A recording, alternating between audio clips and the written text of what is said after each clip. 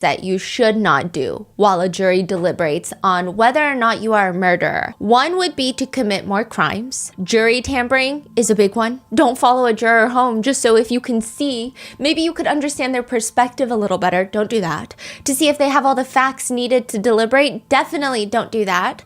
But those are very obvious. You know, some are up for debate. Some people think it's okay. Some people don't think it's okay.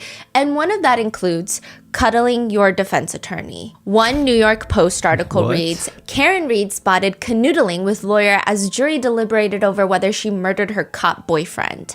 There is an iPhone Live photo posted of Karen Read outside of a fancy Boston steakhouse with Alan Jackson from the back. He's standing behind her, one arm around her waist. So she's facing forward, he's facing forward, he's behind her, and the other arm is like firmly around her chest. It seems like everyone's giggling, goofing around, but it definitely seems intimate, and online, everybody just starts freaking out. First of all, Alan Jackson is married. He's worn a wedding ring throughout the entirety of the trial. But now the timing of it all also feels way too intimate. One netizen says, it just looks so wrong and inappropriate. It's her attorney. And I don't know, it just doesn't feel like a normal attorney-client type of situation. The picture is a lot. Some try to argue, well, it's because they've been working very closely every single day with each other for years, fighting for freedom. Geez, can't a girl have hobbies? Like, can't a girl live a little? Others say they've become a close friends and a support system. I'm sure that his wife is totally fine with stuff like this. I mean, what's the big deal about this picture? It's not like they got caught making out or anything. Why are people so crazy? Others say, I just feel a little uncomfortable because he's married. But the people who don't like Karen Read have used this photo as another example of why she's guilty of murder. How can she be so heartless and cruel? Karen, how exactly are you paying your attorneys? You will have your day. I'm totally disgusted. Another one reads, this is blowing it for me, for Karen Read. This man is full of himself and he's all over her and she's loving it. He's married, but not for too long. They're definitely sleeping together. One source apparently close to Karen Read tells TMZ that the picture has been taken way out of context. The two are just sharing an innocent moment of celebration. There's nothing on this picture, really. They're just, quote, goofing around. But Karen Read supporters have stated, isn't it a little weird that the source only spoke with TMZ, a longtime non-supporter of Karen Read? The connection to Karen Read, the source has never been named, disclosed, further expanded upon. It's also weird that out of the major news media networks, the only ones that are really running with this video, this picture, are the ones that have not been favorable to Karen Read since the very beginning. So what if the picture's not even real? What if it's AI? What if it's edited? Lars Daniel, a digital forensic expert, author of Digital Forensics for Legal Professionals, states, I certainly do not believe this to be real. He says it's weird that there's elements in the photo. So near the back of the photo, you see this parking sign. High resolution. You can read it. The Audi, the car in the back, high resolution, clear as day. So why does Alan Jackson look like a blob? His hair has clear indications that edits have been made. Additionally, his arm is kind of warped. It gets bigger and smaller and bigger and smaller in just ways that just don't align with human anatomy. Netizens have also noticed that there appears to be two Alan Jacksons in the photo. One of them is facing Karen Read, taking a photo with David Yannetti. Some argue it's not him and it's a different friend, but it does look like Alan Jackson. And then another one who's hugging Karen Read from the back. So which one is Alan Jackson? That is crazy. So you're saying AI? It seems to be edited by most people's professional and non-professional accounts. In any event, I do think that the video is questionable in its credibility. I mean, I could always be proven wrong, but just at first glance, it looks like at least a little bit tampered with. But overall, the whole thing feels oddly suspicious because the implications of if this photo is real versus if it's fake are drastically different. So for one, if the photo is real, you might have a questionable picture of an attorney and their client and perhaps a dilemma of professional boundaries and moral, ethical questions being bounced around. Two, if the photo is not real, if it's edited and certain mainstream media outlets are pushing this photo out there, who would edit something like this? Why would they even take this picture and run these stories? How far are these people willing to go to make sure Karen Read ends up in jail? Are they the same people that wanted to make sure nobody found out about Sandra Birchmore? Another high-profile murder case in Massachusetts. We've actually talked about the Sandra Birchmore case before on this podcast. The death of Sandra Birchmore, she was 23 years old. Originally, she self-exited in her Canton, Massachusetts apartment, almost exactly a year before John O'Keefe died. Or at least that's what the Canton PD, the Massachusetts State PD, kept saying. She self-exited. But once the FBI got involved, it was uncovered that not only did she not self-exit, but she was likely killed by a police officer who had been grooming, exploiting, and abusing her since she was 15 years old. A police officer that has connections with some of the Canton police officers. Wait, it was the same police department? It's a neighboring police department. So her alleged killer works for Stoughton PD, which is a neighboring police department. But because her apartment is in Canton, they were the responding police officers. In fact, one of these officers that we're familiar with was at the scene when her body was found. And then the Massachusetts State Police take over, the Trooper Trolls take over. You're going to see a lot of people that you're familiar with that pronounce her dead. They investigate her connections with another police officer, and they all say, you know what? She self-exited. And all of this is taking place in the same DA's office, Norfolk County DA. But what's even more intriguing about all of this is, why did Karen Read's defense team request unredacted files from Sandra Birchmore's case? What are the connections here? Answers who have made it possible for Rotten Mango to support the Dana-Farber Cancer Institute in Boston, Massachusetts. They're a globally known cancer research center that also provides support for patients and families, similar to John O'Keefe's sister, who has since passed away from brain cancer. This episode's partnerships have also made it possible to support Rotten Mango's growing team, and would also like to thank you guys for your continued support. As always, full show notes are available at rottenmangopodcast.com. There are references to driving under the influence, alleged physical assault. Please watch at your own discretion, as well as mentions of self-exit, crimes against people who are currently pregnant. This episode is pretty dark. It is the final part of the Karen Read series. And there's just, honestly, I feel like I could make a 20-part series for Karen Read. It's just so extensive. Everything we've talked about, we can go 5 layers deeper into all of the nitty-gritty details. But because I think the main focus that people have been trying to center the conversation on is the connections to all of the corruption in Massachusetts and probably everywhere in the United States, this episode is also going to include the story of Sandra Birchmore, which we have already covered on this podcast, but there have been lots of new developments since then. So if you want to watch that episode, I'll link it below, but there's a lot of updates and I'm going to go through them today. And you don't really need that, but you do need the first 3 parts of the Karen Read series. There's no way that I can recap almost 10 hours of video footage for you. Just know that January 29th, 2022, John O'Keefe, Boston police officer, was found deceased in the snow on the front lawn of another Boston police officer's home, Brian Albert. Brian Albert has a lot of connections. This doesn't take place in the jurisdiction of Boston Police Department. It takes place in the jurisdiction of the Canton Police Department. They are the first ones to investigate. Everybody is connected to everybody. And somehow it seems like the least likely murderer in this situation. The evidence doesn't really point to her. There's a few things that are weird, like her angry voicemails, but those are all kind of explained by just sheer logic. The one that every single person in a position of authority and power in law enforcement in that town has pointed this case as the culprit is Karen Read, John O'Keefe's girlfriend of 2 years.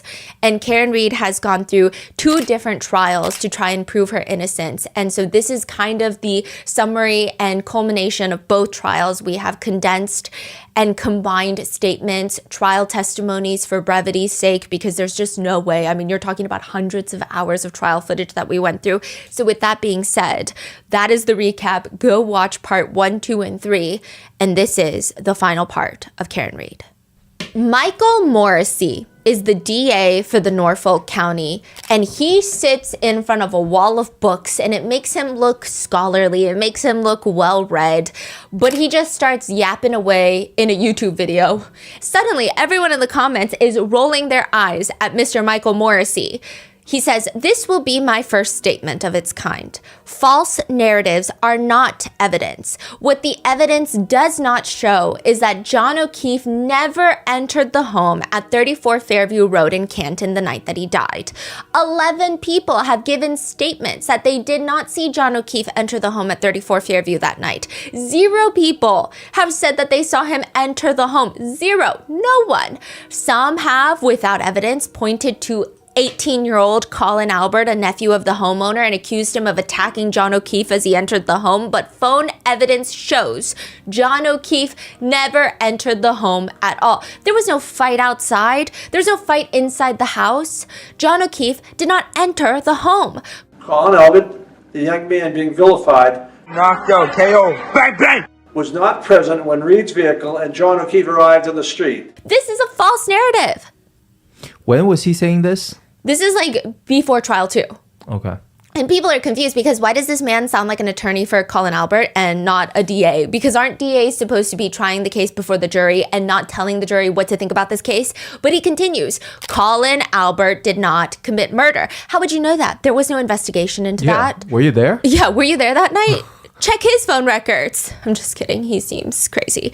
Jennifer McCabe, Matthew McCabe, and Brian Albert, these people were not part of a conspiracy and certainly did not commit murder or any crime that night. Well, I feel like a lot of them were drunk driving, so that's at least a crime. So you're already lying. They have been forthcoming with authority, providing statements that have not engaged in any cover-ups. They are not suspects in any crime. They're merely witnesses in this case. To have them accused of murder is outrageous. To have them harassed and intimidated based on false narratives and accusations is wrong. The autopsy of John O'Keefe was conducted by a forensic pathologist. The doctor found the injuries that left John helpless in the cold were not a result of a fight.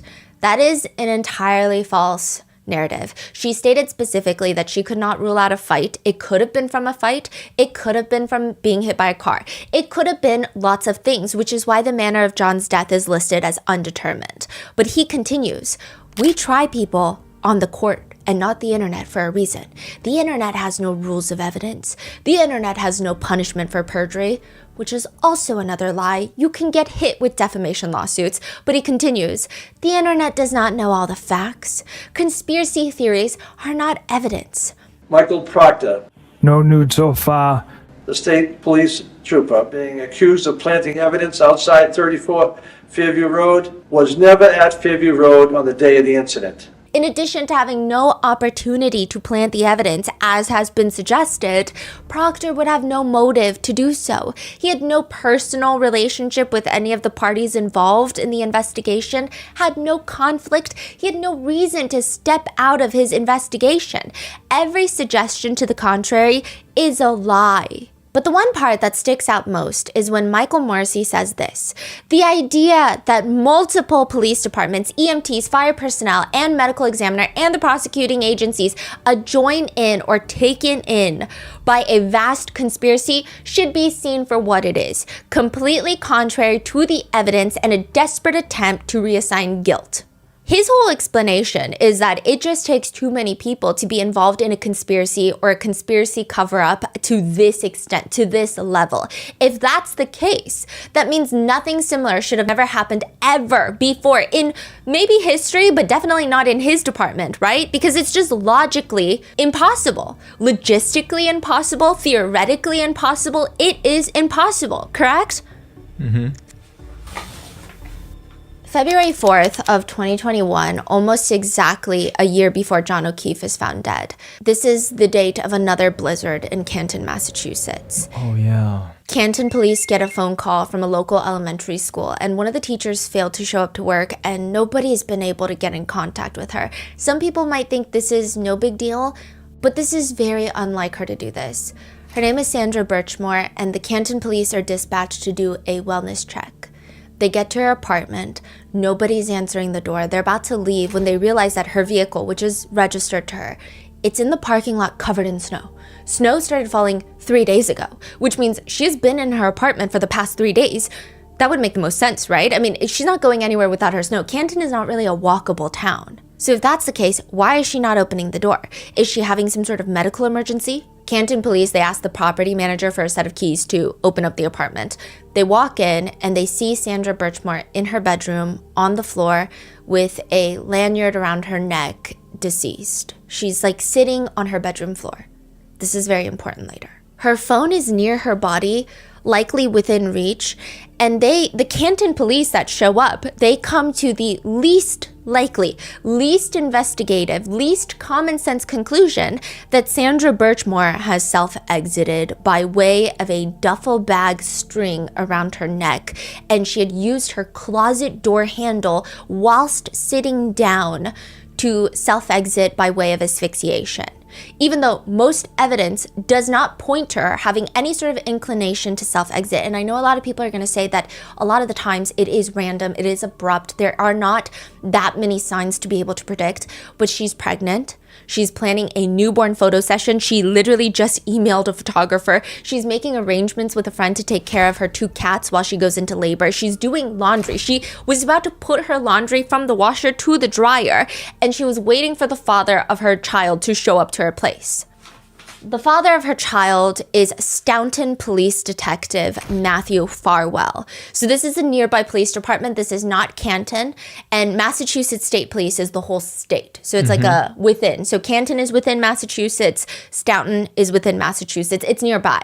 Matthew Farwell is clearly not happy that Sandra Birchmore is pregnant with his child. I mean, for one, he's married and his wife is currently also pregnant with their 3rd child. He didn't like that Sandra was going around telling everyone that she was pregnant with his child. He didn't want to pay for child support, and he definitely didn't want to get investigated because Sandra Birchmore isn't just a woman that he's having an affair with. Sandra Birchmore is someone that he has known since she was a little girl. She was part of a police mentoring program called Police Explorers, where it's alleged that multiple police officers, including Matthew Farwell, his twin brother, and their superior officer, Robert Devine, had groomed her and assaulted her since she was at least 15 years old. She went into the program because it's supposed to help local youth, and she came from just a rough background is how everybody describes it. But instead of being taken care of, Sandra Birchmore was 16 years old when Matthew Farwell essayed her for the first time.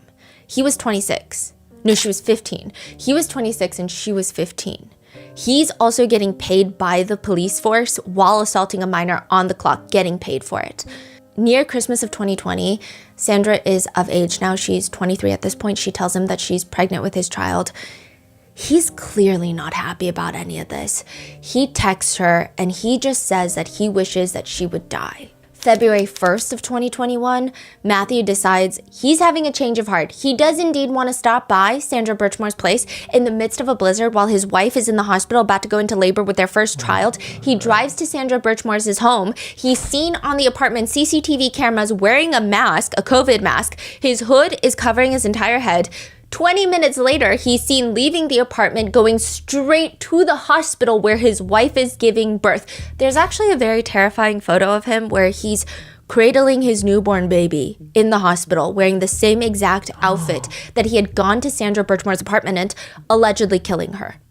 All very suspicious elements to, a very straightforward crime. I don't think anyone would need a police badge to put 2 and 2 together and come to the very easy destination that Matthew Farwell should at the very least be investigated. But that is not what happens. Instead, Sandra Birchmore's death is quickly deemed a self-exit. Even though Matthew Farwell has strong motives, he was the last one to see her alive. Multiple tips after Sandra's death, multiple tips are called into the Norfolk DA's office, the same one handling Karen Reed's case. Friends of Sandra's are calling in saying they knew Sandra was pregnant with a police officer's child, Matthew Farwell, and when he found out, he was not happy. In fact, he seemed kind of violent. He was pushing her, shoving her, grabbing objects from her. This is what Sandra had told them before she died, putting Sandra in a chokehold. This is weeks leading up to her murder. Also, just 12 days before her death, Sandra told her friends that Matthew Farwell came over and was suspiciously looking at her apartment, going through her bathroom, her closets, almost like he was scoping it out. Those are the words she used. Wow. And 12 days later, she mysteriously dies in a strange manner that authorities deem a self-exit, even though Sandra was really excited to become a mom. Nothing happens for 4 full years until the FBI steps in and finally arrests Matthew Farwell for Sandra Birchmore's death, accusing him of essentially framing Sandra Birchmore in her own murder.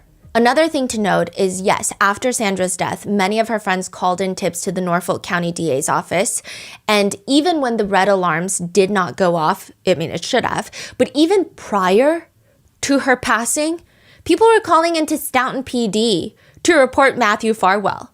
Sandra Birchmore had told a few of her friends that she was pregnant with Matthew Farwell's child, and he had actually started essaying her since she was 16. She did not believe it to be essay because she had been so groomed, but they had noticed it was essay. So they call Staunton and they're like, one of your officers was abusing the police program, the Explorers program, to essay a minor at the time. This is even before she passes away. And just like Karen Reed's case, a lot of different agencies were involved with this whole investigation before it goes to the FBI. Matthew Farwell is part of Staunton PD. But Staunton PD has no jurisdiction because Sandra Birchmore is found deceased in Canton. So Canton PD are the first ones to arrive at the scene. It's later handed off to the Massachusetts State Police. Why is that? They handle most of the unattended deaths. Canton PD is just too small of a police department to handle a lot of the homicides. So I think they hand off a lot of their bigger cases. The Massachusetts State Troopers are the ones that deemed Sandra Birchmore's death as self-exit, but also the Canton PD. They both deem it a self-exit. Canton PD, the Massachusetts State Department, and even the DA's office is like, yeah, it's definitely a self-exit. In fact, you're going to see a lot of the same people that are involved. So the first connection between these two cases comes from Michael Link. Michael Lank of the Canton Police Department, good old friends with Chris Albert. Michael Lank has known the Alberts for probably longer than we've been alive. This guy has known Chris Albert since he was 12 years old, and they have been friends. I mean, Lank says if he's got to list it, he's probably known Tim Albert since he was, 16? He's known Chris since he was 12. I mean, Tim Albert is the brother. Another brother of Albert's, yes, right? So Brian, Tim, Chris, Kevin, Albert, they're all brothers. They have a few more siblings. There's 7 siblings in the bunch, but these are the 4 important ones. And 3 of them are cops. Oh, no, 2 of them are cops. One of them is a Canton Select man. in charge of the... Yes. Okay. I have no idea what this man does. Tim Albert? Yeah. He'd just be posting weird stuff. He's like the type to post the alpha man lion.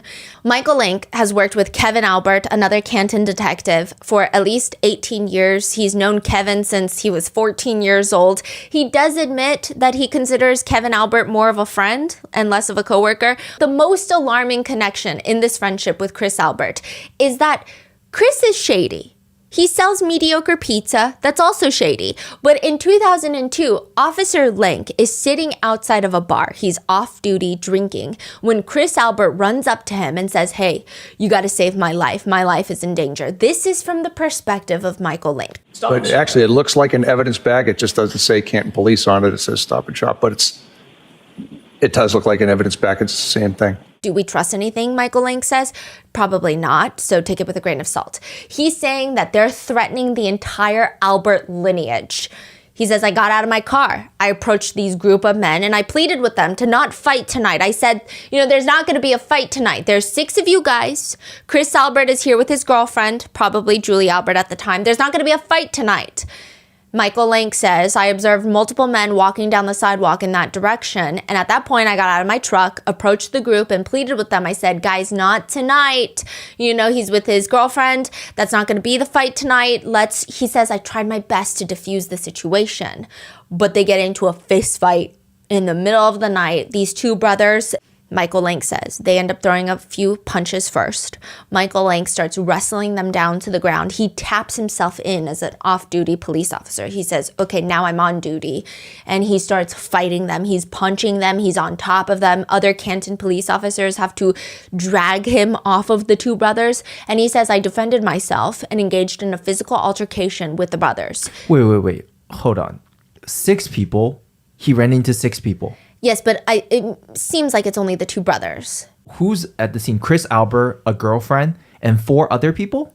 Yes, but it's like a group of people, but he really only starts fighting 2 guys. Of the 6 people? Yeah.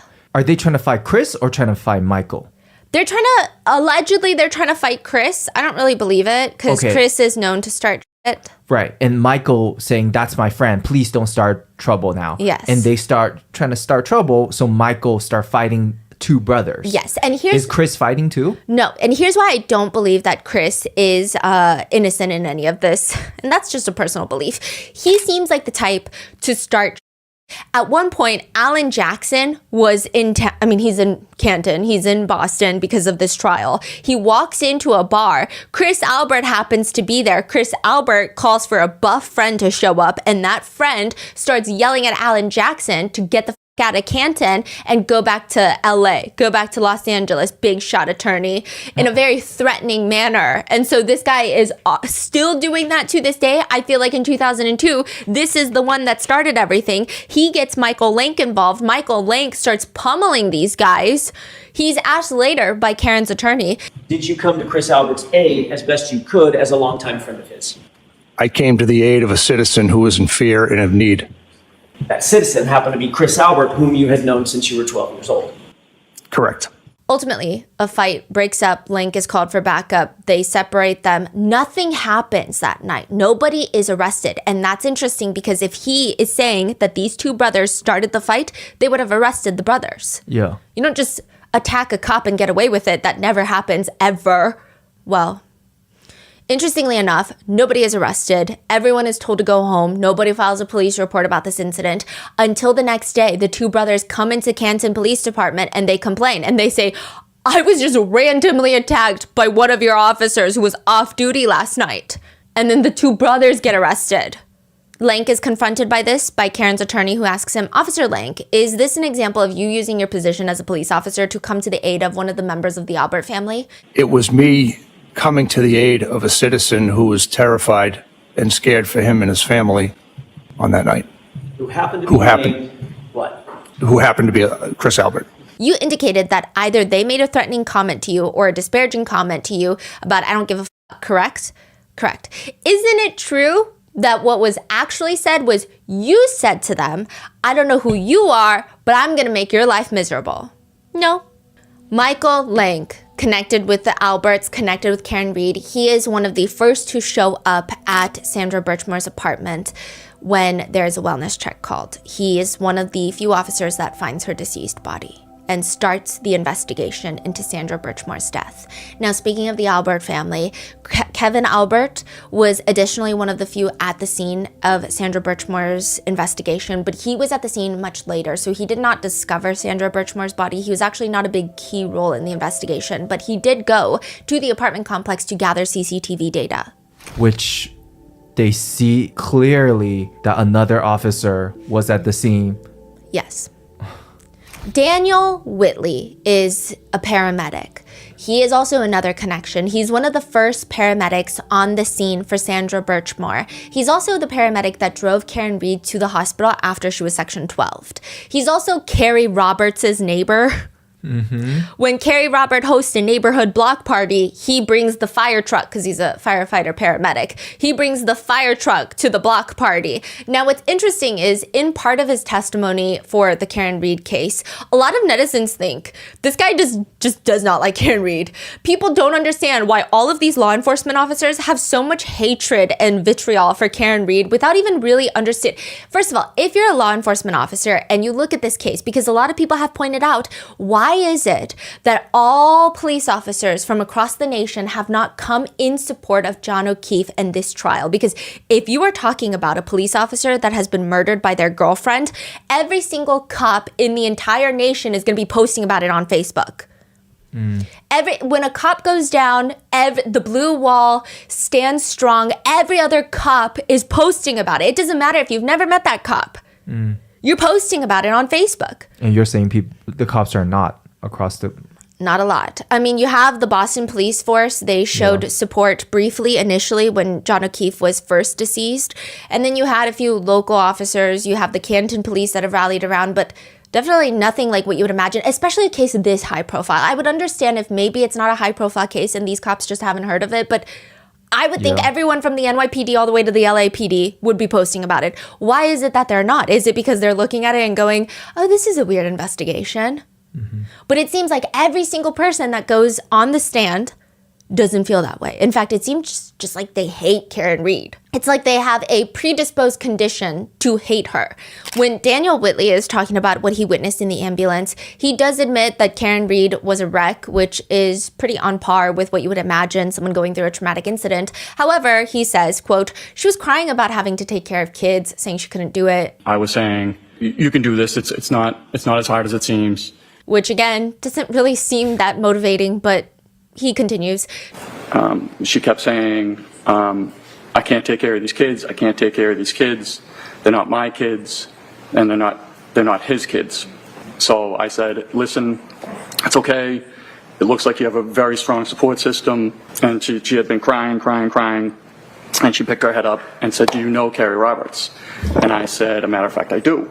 And she said, anybody who knows Carrie Roberts wouldn't say that about her. And I said, well, she did come to out at early in the morning to look for your husband in a blizzard. And she just rolled her eyes and put her head back down. And I thought it was just bizarre. Wait, can we break that down for a second? Yes. I feel like that was packed. What does that mean? He's saying, you've got a strong support system. You've got this. And okay, Karen Reed, she unprompted does say, do you know Carrie Roberts? He's like, yeah, I do. She says, well, if you know Carrie Roberts, you wouldn't say that. However, I feel like I'm on Karen Reed's side with this one. So is Karen Reed saying that Carrie Robert is not a great support system? No, and I agree because she's telling her to shut the up the whole time. Yeah, I mean, what is so wrong about that? I don't understand. Right? And he's saying in the moment when you're crying about your deceased husband, it doesn't make sense. However, I feel like there have been times where, I mean, I don't know the level of distraught or grief that any type of situation like this has never occurred in my life, thankfully. But I feel like I do make dark comments like that. Yeah, it's are just you very kidding realistic. me? Like, this is life. What are you talking about? Yeah. You're not here trying to get motivational right now. This is life. Especially in the moment when you are in this dark of a place and someone says, well, chin up, buttercup. You're not going to go, okay, thanks. Like, that's very small talk. I feel like you're in a state where you're very realistic. You're like, absolutely not. I have no support system. I can't do this. I can't do anything in life. What are you talking about? Do you even know who you're talking about? That's the vibe Karen Reed gives me. But he's on the stand like, it's just weird. It's just weird. He testifies, the only tone I can use to describe it is snarky. It just seems that he does not like Karen Reed, and he is one of the very first paramedics at the scene for Sandra Birchmore. Trooper Nicholas Garino was a Commonwealth witness for both the first and second trial. He is a digital forensic specialist. That's what he calls himself. He says he went through all of John O'Keefe's data extracted from his phone. The main takeaways from his testimonies include the fact that I think he doesn't know what he's talking about. I think he's shady. Why? For one, he states that the house long to die in the cold search for Jennifer McCabe, he didn't find that on Jennifer McCabe's phone on Cellbrite, which doesn't make sense. It doesn't make sense because all the other Cellbrite experts, they're like, you pull the data from Cellbrite just because she deleted her Google search. You're talking about Cellbrite. Most law enforcement agencies use Cellbrite. If you can Google something, delete it, and then it doesn't show up, why would law enforcement agencies use Cellbrite? His excuse to that is, well, I was using an unupdated version of Cellbrite when I extracted her data. And everyone's like, that doesn't make sense. He also claims that he didn't find the numerous phone calls that Jen McCabe made to John O'Keefe that night and then later deleted. Remember how Jen McCabe is like, yeah, I was waiting for him outside, or looking out the window, waiting for him to come in. I was texting him a few times. Well, after that, she makes numerous phone calls to John O'Keefe, and all of them go unanswered, and then she deletes them. Why would she delete them? Because it doesn't make sense. If they did drive away and she was like, oh, I thought they got into a fight, so I let it go. Why would she call? The netizen theory is that they had allegedly something to do with his demise and they couldn't find his phone. So she was calling it to hear it ring so that they could find his phone. Wow. He didn't find any of those either. I don't know what he's looking for because he's not finding anything. He also claims that you can sometimes trick your phone that you walked up and down stairs because remember, John O'Keefe's phone indicated that he took multiple steps, like about 80 steps, which would have led them straight to the front door, side door of 34 Fairview, and then went up and down 3 flights of stairs. He says, well, you can kind of trick your phone to do that, which a lot of people, including anonymous Apple employees, take it with a grain of salt online, have later disputed, but likely due to strict company policies, they can't really tell you outright, but they express disbelief in the comments that he's making. He's like, yeah, I mean, a lot of these Apple employees are saying maybe in 2012, but you're talking 2022? No. You're not going to trick your phone of going up and down the stairs by driving up a hill. So best case scenario is he is a complete, useless, incompetent, quote unquote expert. Yes. Okay. So that's the complicated thing about Karen Read's case. Everyone uses the straw man theory where they just compile every single thing and bubble it to, you know, when people argue online and you're like, can you have a little more nuance? Yeah. That's kind of the thing with this. The argument is not every single person can be that corrupt. It doesn't make sense. It's not corrupt. Some people are just incompetent and it's just together. Yeah. It's a mixture of corruption and incompetence, and then it's combined and it creates this. Yeah. It's not that every single person is in on a so-called cover-up. It just seems like some people have no idea what they're doing, and you can't really tell which one. This is one of the guys, you can't really tell which one it is. I mean, there's a few. This guy, Trooper Paul, you're going to be like, I don't think he's part of a conspiracy. I think there's no thoughts behind this man's eyes. But this one, it's hard to say. With Guarino, it's hard to say. And the timing of the fact that he didn't find the How Long to Die in the cold search is interesting, considering if they had that information for the first grand jury, if they were privy to these details, they probably would have been less likely to indict Karen Read. All those deleted calls from Jen McCabe, the How Long to Die in the cold, I don't know if a grand jury would have indicted Karen Read. Right. It just makes Trooper Guarino look like a very shaky witness in the Karen Read case. Side note, I will say that Trooper Guarino has gone viral because whether intentional or not, there is a break. He was the one that had to read all of John O'Keefe and Karen Read's messages out loud in court. Okay. And at one point, there's a break during the reading of the text messages between John and Karen. He sighs, he leans back, but the mic is clearly still on. And he whispers, "Kill me," to himself. Kill me. Which has since gone viral, with most people feeling a twinge of sympathy towards him, except for the fact that, can you even trust a single thing that this guy says when he has also worked on the Sandra Birchmore case? After Sandra Birchmore's death, Canton PD had the state police come in to investigate. Trooper Guarino is a trooper, he's a trooper troll. Trooper Guarino, being on the team, he states that he did not find a single message between Matthew Farwell's phone to Sandra Birchmore. Matthew Farwell turned in his phone. That is so shady. He's Come like, on. I didn't find a single message, which would make you think, okay, Farwell is not as involved as the internet likes to think that he is then, correct? Incorrect. The second the feds take a look at this case, they uncover 32,709 messages between the two between December 2019 to February 2021. That's just what, like 2 years. What's like the status of Sandra Birchmore now? Is it He's in jail and it's pending trial. because of the feds, right? Yes, he has pled not guilty. So you're just telling me, Trooper Guarino, that you don't even just miss one or two, you miss 32,709 text messages. Some of those text messages include the two of them talking about the first time Farwell R-worded Sandra Birchmore. That is when Sandra would have been 15 years old. He R-worded her. That is her very first experience, and she happened to be a victim of a crime. She texted him, I had butterflies so bad the day you took my car, like, you know. Me too, it was such a big day. I still know the day to this day. So she's saying, I still remember the date to this day. And this is how deep the grooming has gone. He says, really? Yes, that's not a date I'll ever forget. April 10th, 2013. Again, very clear evidence that he essayed her when she was 15. You don't need a calculator to do the math. Sandra writes, best day of my life, heart emoji. Me too. Then later, Matthew Farwell texts her, if I pushed, I absolutely could have effed you without condoms from day one. Sandra Birchmore responds, probably if you really pushed it. I was kind of scared to say no in the beginning, not knowing how you would take it. So yeah, you probably could have gotten using no protection, LOL. More alarmingly, this police officer who has already committed these crimes when Sandra is of age, now that she's an adult, he asks her to engage in acting during intimate relations. He says that he wants her to have intimate relations with him while pinning her down and fake R-wording her. He wants Sandra to say, quote, "Will you say, Matt, stop, I'm 13, I'm not ready for this, oh my God, please stop."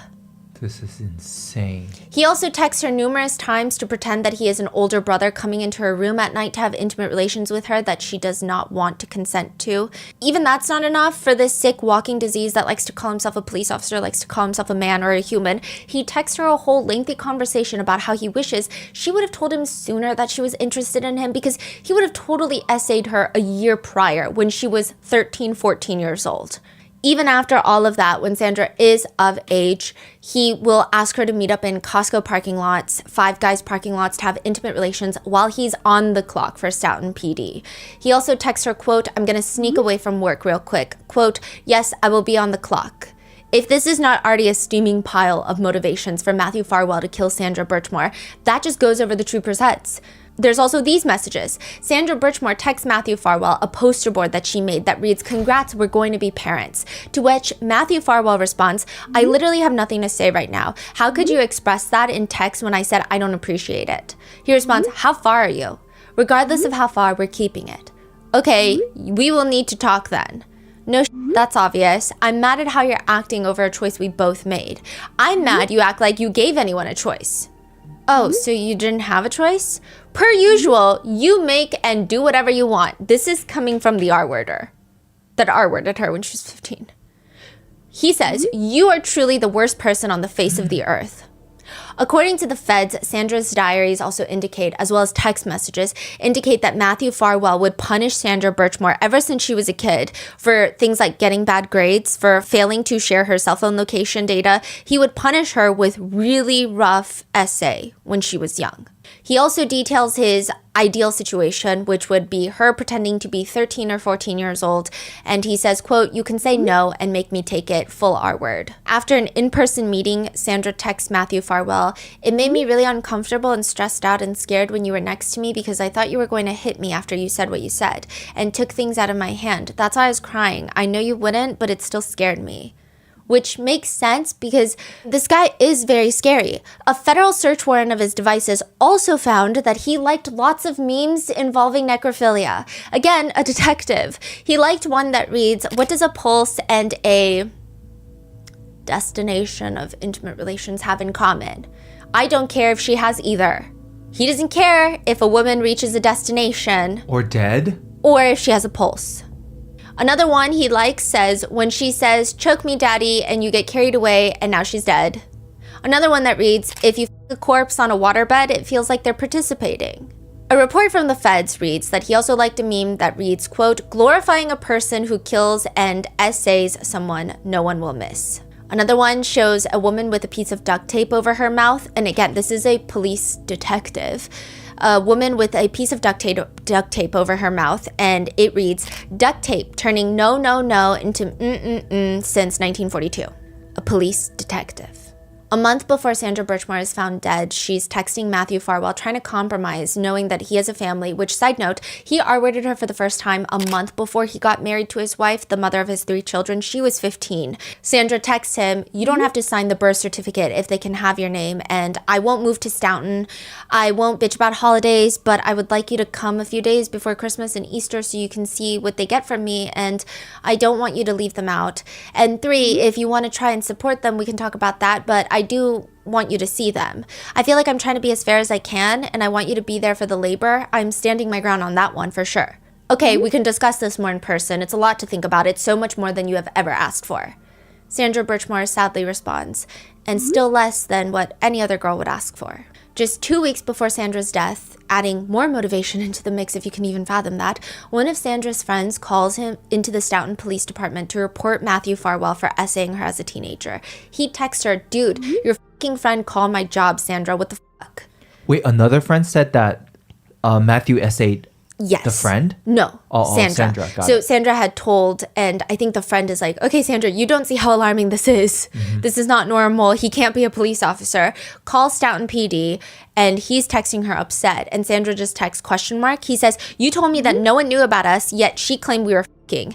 Like, you have no idea how bad what she did is. I literally can't believe this is even real life. Like, what else do I have to worry about now? Which other friend will do something tomorrow?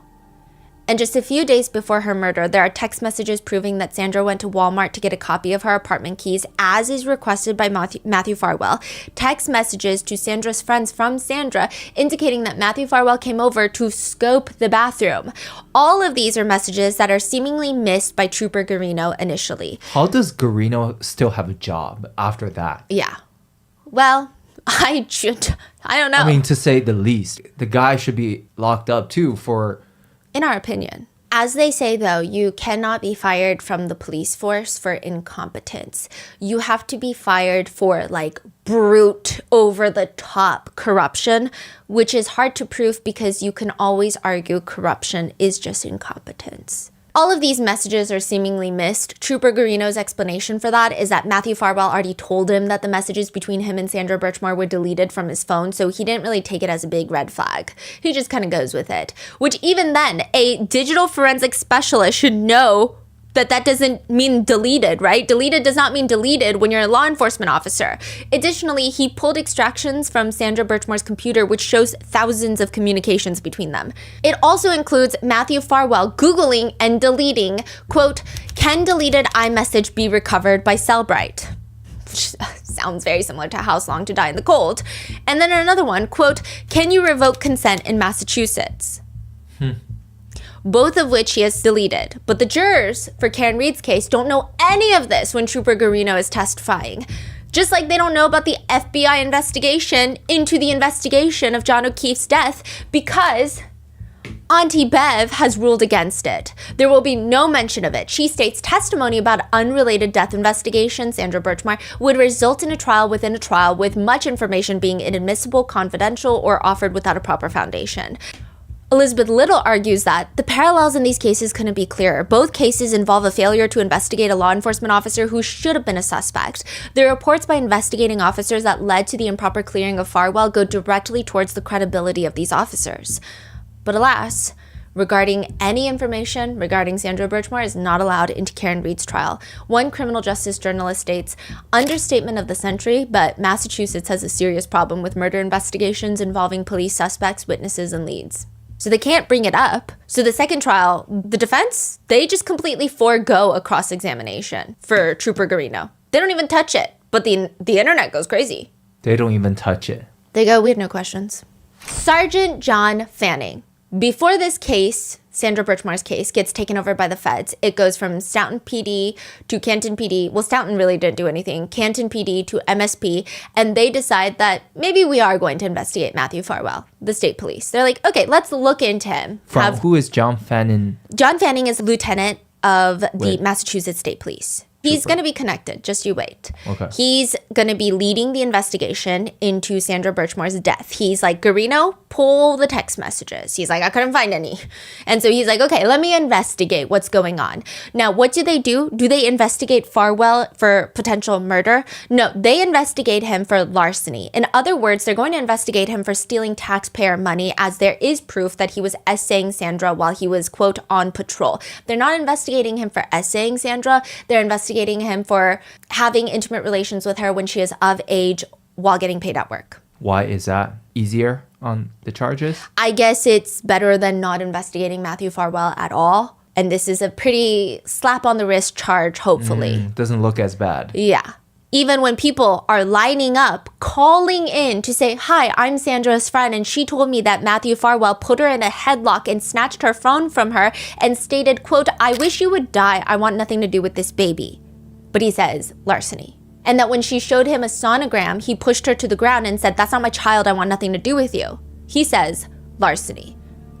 He believes that Sandra Birchmore has self-exited. He said based on the physical evidence, personal notes discovered, as well as the medical examiner's findings and medical determination, she self-exited. He writes in his report about Sandra Birchmore that yes, Trooper Garino did eventually discover text messages between Farwell and Sandra Birchmore, but really all it did was indicate that there was a relationship between them. However, Sandra communicated often with friends and family, and it appeared that Sandra had sexual relations with other men in the months leading up to her death. There were no threats of harm by any of these individuals, including Matthew Farwell.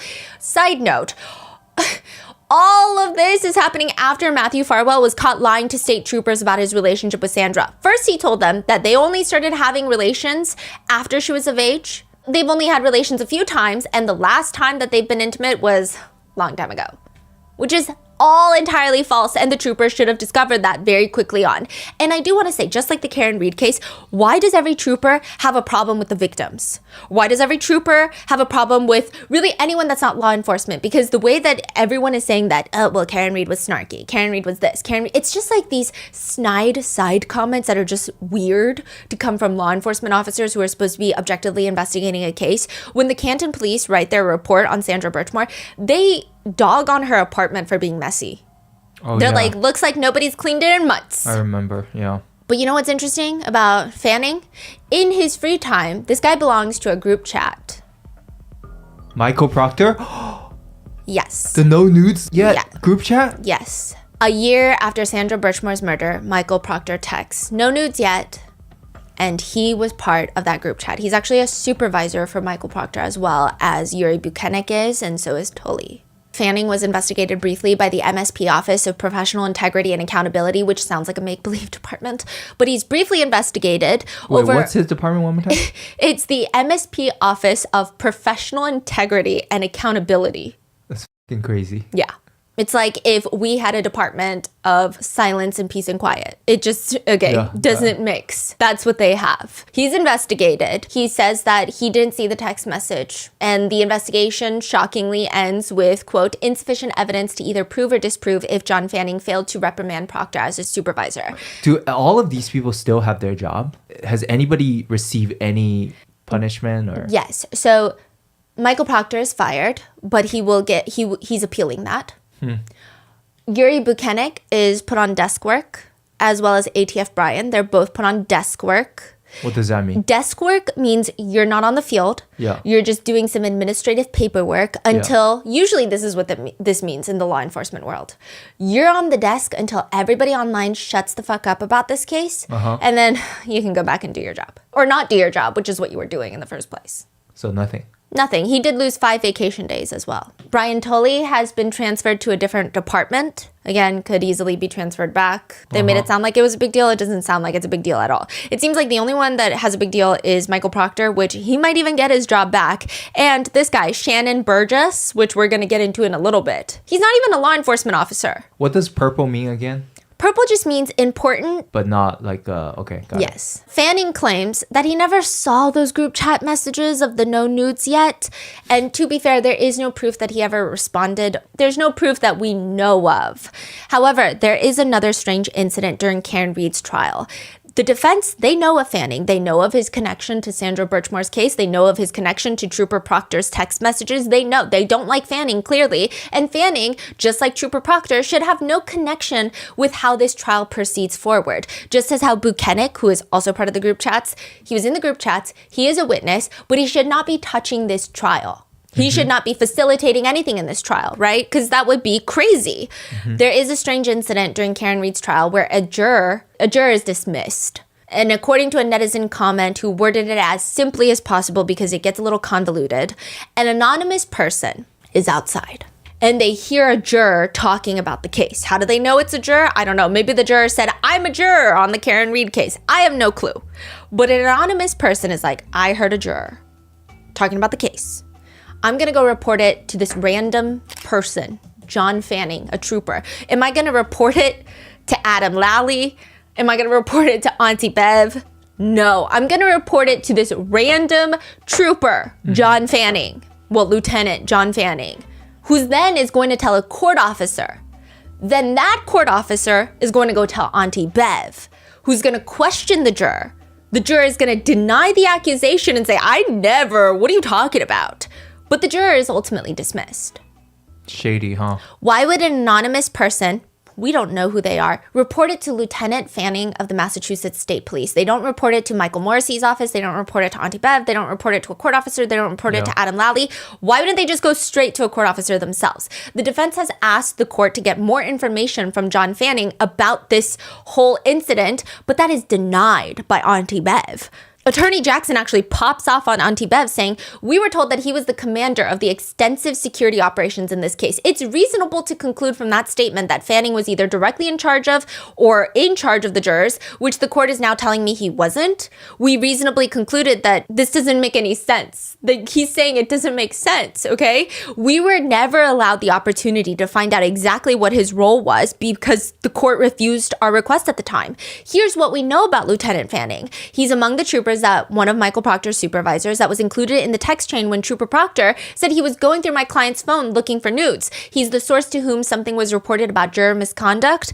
And when you couple those two things together, it's unreasonable to conclude that he was at least, within the orbit of security operations governing the jurors. Like, what does he have to do with the jurors? Yeah. That's weird. It's like even when the Diddy case you guys were doing, if there's something suspicious or something like that, you report it to the court. You report directly to the authority, not to a state police. It's very weird. Yeah. If you ask John Fanning, if Auntie Bev was like, okay, attorneys, ask John Fanning, and he's like, yeah, it was my neighbor, and they didn't know who else to tell, and they were just telling me because they thought it was weird, but they didn't know the rules. Even that would be weird because of his position in all of this, and the juror denied it. I feel like it would still require further investigation, especially on the defense part. But the fact that Auntie Bev won't even allow the questioning is bizarre. And the defense says there was no evidence presented at the time, as the court knows. There was no declaration. There was no report. There was no supporting documentation whatsoever over the defense's objection that is, very... Also, this juror is potentially defense-friendly. Right. Seems to show a lot of likeness for the defense team during the trial. To which Auntie Bev is like, well, he doesn't have any charge over the jurors, so move on. That's all she says. Jackson asks for proof, and she says, we're going to move on. And it's so bizarre that a lot of the comments read, she has already decided beforehand that she was going to interrupt him and say moving on. Every time she has no answer, she shuts Attorney Jackson down and says, let's move on. Let's move on? What about the issue at hand? What do you mean, let's move on? Which at the very least, this guy just does not deserve to have a job, in my opinion, John Fanning, let alone in police work. But it's just suspicious that in both cases that Fanning is involved in, that the state troopers report there's nothing weird about this case at all. Side note, that's another thing that the feds pointed out was crazy, is that a lot of Sandra Birchmore's family have come forward to say, hey, we did find something suspicious at her house. So after the police cleared out of her apartment, we had to go clean her apartment, and we found her favorite necklace, her prized necklace, which is this necklace with a chain and a pink flamingo. It was on the ground with clumps of hair. Why would it be on the ground with clumps of hair? They're telling the authorities, I'm telling you, this is weird, right? The feds look at the crime scene photos, which obviously have not been released for obvious reasons, but they say what's even more alarming is that that necklace was not on the ground. That necklace was on Sandra Birchmore's body in the crime scene photos. It was broken and it was dangling off of her neck with clumps of hair. Do any of these people put that in their reports? No. You know what they put in their reports? Quote, trash and clumps of cat fur on the carpet indicating that it had not been cleaned or vacuumed in some time. Wow. When the troopers later are asked about the security footage where you can clearly see Matthew Farwell, I mean, he's a tall guy as well. He's got a very specific build. It's him. His car rolled up to the apartment. It's him. They are very cautious with their wording, stating the man is a male believed to be Matthew Farwell. One of the state officers working this case used to be a former Stoughton police officer, which Matthew Farwell is a Stoughton officer. Yuri Buchanek had spent a lot of time in Stoughton. I believe he lived there at one point. So there's a lot of connections with these small towns. Do they mean anything? Do they not mean anything? I don't think any single person online would be putting these weird dots together, being like, oh, they all lived in the same town, as something nefarious, except for the fact that they're all conducting themselves like weird villains. Yeah. But following Sandra Birchmore's death, it seems maybe the only police department that maybe a little bit did something. Well, I don't even want to give them that much praise, but the Stoughton police, they did place Farwell firmly on administrative leave very quickly. I think Stoughton PD does have a female police chief, like one of the first female police chiefs. Some netizens were saying, well, maybe it's that. Some are saying, well, no, she still sucked. It really depends. But at the time, apparently Farwell went to a bar with a local coworker. He goes to this local bar with a coworker, And during that meeting, he tells the coworker that he did have intimate relations with Sandra Birchmore. However, at no point during that conversation did he express any grief, sadness, or remorse about her passing. In fact, he told that person that he was very angry with the MSP for looking into him. He also participated in a joke at one point, I don't know why there's a joke to begin with, about the fact that she was found on a closet door. I guess a bunch of officers were laughing at it. He was telling a buddy? Yeah. Another police? He was like, yeah, I did have intimate relations with her. And he expressed no grief that she passed. And then he was like, but I'm just kind of pissed off that these troopers are looking into me. And the buddy reported this? Yes. And yet, Fanning and the troopers find zero evidence that could point to Sandra Birchmore's death as being anything but a self-exit. Meanwhile, the feds say, this is literally crazy. It's right there. Not only is it Matthew Farwell, it's his twin brother, also a police officer, and their supervisor, Robert Devine. And all three of them have been involved in her life since she was a young teenager and exploited her for nearly a decade. The investigator for the feds who combed through a portion of the messages says he wanted to wash his eyes out with holy water after seeing some of those messages. What happened to his twin brother and his supervisor? I think they're all put on leave, but I don't know if they've been arrested yet. The state troopers, they never caught that. Why would they? Usually there is a synergy in the courtroom that opposing counsel have, and typically you would hope that the judge at least appears to be a neutral force in the courtroom, which is why we called Judge Arun Father Arun, because it was like a dad and his kids all fighting each other and arguing. And then he's like, okay, kids, calm down. And I use that term specifically because he never showed favoritism, which is a very important deal. Even if you are biased against or for the defendant, you need a judge that does not show favoritism to one side or the other, because that could cause appellate issues, that could cause justice issues. It's a big problem. We have no clue what's going on with the three groups of people if they actually like each other, but usually there is this synergy that's supposed to be preserved. People think that's not happening in this case. That is not happening in this case. There is one viral moment where Karen Reed, she is sitting at the defendant table, and it's gone viral. She's sitting there. Alan Jackson is passionately disagreeing with the judge about the verdict slipped. Arguably the most important piece of paper during the entire trial, the piece of paper that the jurors take back to the jury room to determine the fate of Karen Reed's, entire life. He says the fact that there's no box to check not guilty for lesser charges, or really most of the charges, is absurd.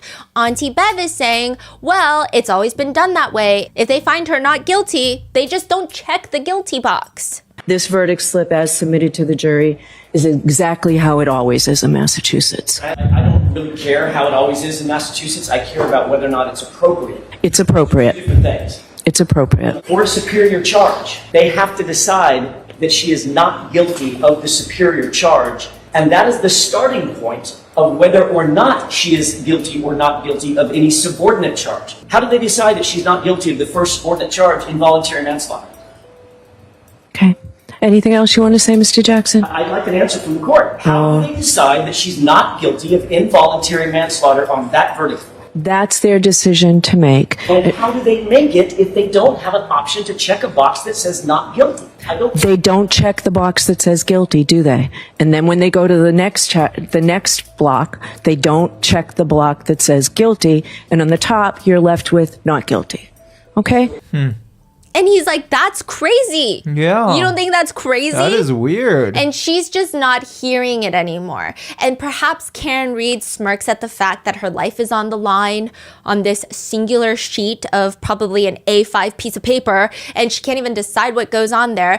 Or maybe it's the fact that Auntie Bev clearly made up her mind prior to all of this because she's fighting with Alan Jackson. And then eventually she's like, we've always done it like this. David Yannetti, who's a local attorney, is like, well, I've never seen it like that. And then she's like, well, I don't care.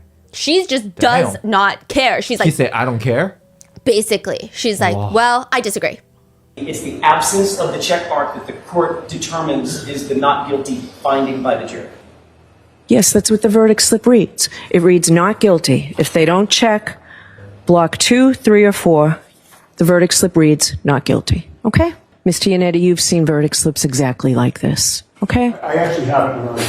I have not seen a verdict slip there where not guilty is not an option for the rest. Okay. I disagree with you. Or maybe it's the fact that Auntie Bev already made up her mind, or I don't know what it is, but also she's on trial for murder that she, I mean, in my opinion, and also legally, did not commit. Karen Reed smirks, smiles, and Auntie Bev's head snaps in her direction. This is funny, Miss Reed? The courtroom goes silent. So we're done here. And with that, Auntie Bev storms out. All right. Excuse me? This is funny, Ms. Reed? All right, we're done. All rise to the court, please. What? In an interview, Karen says that at one point she just wanted to ask Auntie Bev, the judge, is this a game? Is this a game to you? Because she's like, my life is on the line. Like, is this a game? Auntie Bev also has a very unique way of running her courtroom. She likes to sit right next to the witness in a black office chair, and she will just swing side to side from her office chair like she's testing them out at Staples. She looks like she's in a meeting about what people want to do with the communal restroom towelettes, if they want to switch them to a different brand or if they want to stay with Georgia Pacific. That's the vibe she gives me in the middle of a witness testimony. Her mic is on. Mm-hmm. It does not relay directly into the courtroom, but all the live streams can hear it, and it's just... Okay, Mr. Yannetti. Okay, Mr. Jackson. I don't know what it is. Also, another thing is Father Arun was very quick with any objections during examinations. If he overrules the objection, just a quick overruled. It's overruled. It's overruled. Or a soft sustained, which is rephrase the question, or a firm sustained. That was it. Those were like the 3. Maybe 4 if he didn't know the grounds, so he would ask grounds, and then they would tell them the grounds. Auntie Bev, this is the new catchphrase out there, which is, I'll allow it. I'll allow it. I'll allow it. I'll allow it. I'll allow it. I'll allow it. I'll allow it. I'll allow it. I'll allow it. I'll allow it. Instead of overruled, it's, I'll allow it. That's her version of overruled, and now everyone online has made a meme out of her. They said, I'll allow it. House long till I'll allow it. Okay, which kind of sounds mean because she's technically just doing her job as a judge, but that's not what it feels like to netizens. It feels like this judge just does not like the defense at all. Not nearly as much as she likes the prosecution. It feels like she doesn't like them even a tiny crumble. Some netizens have noticed that the timing of her sighs are consistent with when the witnesses are caught in their own lies and the defense team goes down a list of questions that's going to rip them up more. She's just sighing when the defense has really good points. One netizen comments, there she goes sighing again. Bev sighing yet again. The judge is so biased, she's always sighing when the defense is doing a cross. Oh, Bev, your bias is showing again. Sometimes she'll sustain objections and not let the defense question witnesses on what netizens believe to be their right to a rigorous cross-examination, to which a lot of legal experts online have even said, I don't understand why she's sustaining those freaking objections. It doesn't even make sense. It's probably causing a lot of appellate issues later on. For example, when Carrie Roberts is caught in what can really only be defined as a lie about stating previously that she heard with her ears, heard Karen Reed ask Jen to Google how long to die in the cold, or well, hypothermia. And now she's saying, I misunderstood the question that was asked to me. I actually never heard her ask Jen McCabe that. Jackson is like, so you lied?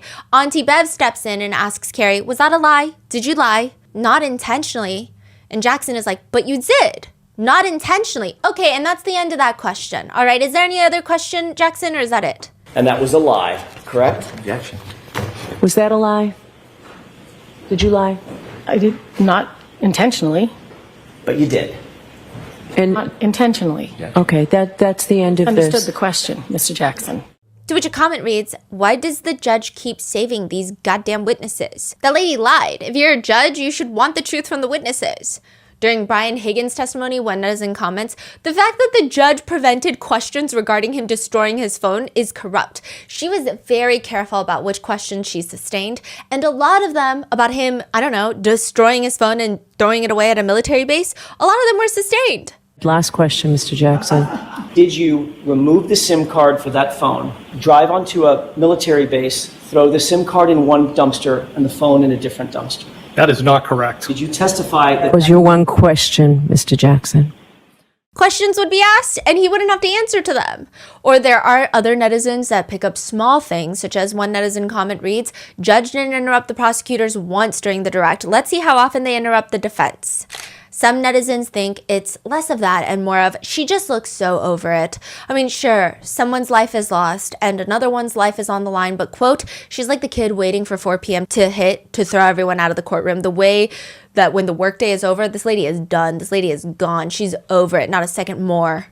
Is it kind of crazy going straight from Father Arun's courthouse to this case? Yeah, and I mean, I don't know because federal trials are not publicized as much, but from what we could hear from a lot of the court officers, Judge Arun is actually a little bit more of the patient ones. Federal courthouse judges are incredibly firm. They're sharp. They're crazy, in a better word. And it seems like there is a difference. The way that Judge Arun, Father Arun, would run circles on this woman, eat her for breakfast, lunch, and dinner without even lifting a single hair on his head or having a single bead of sweat on his glasses is kind of crazy.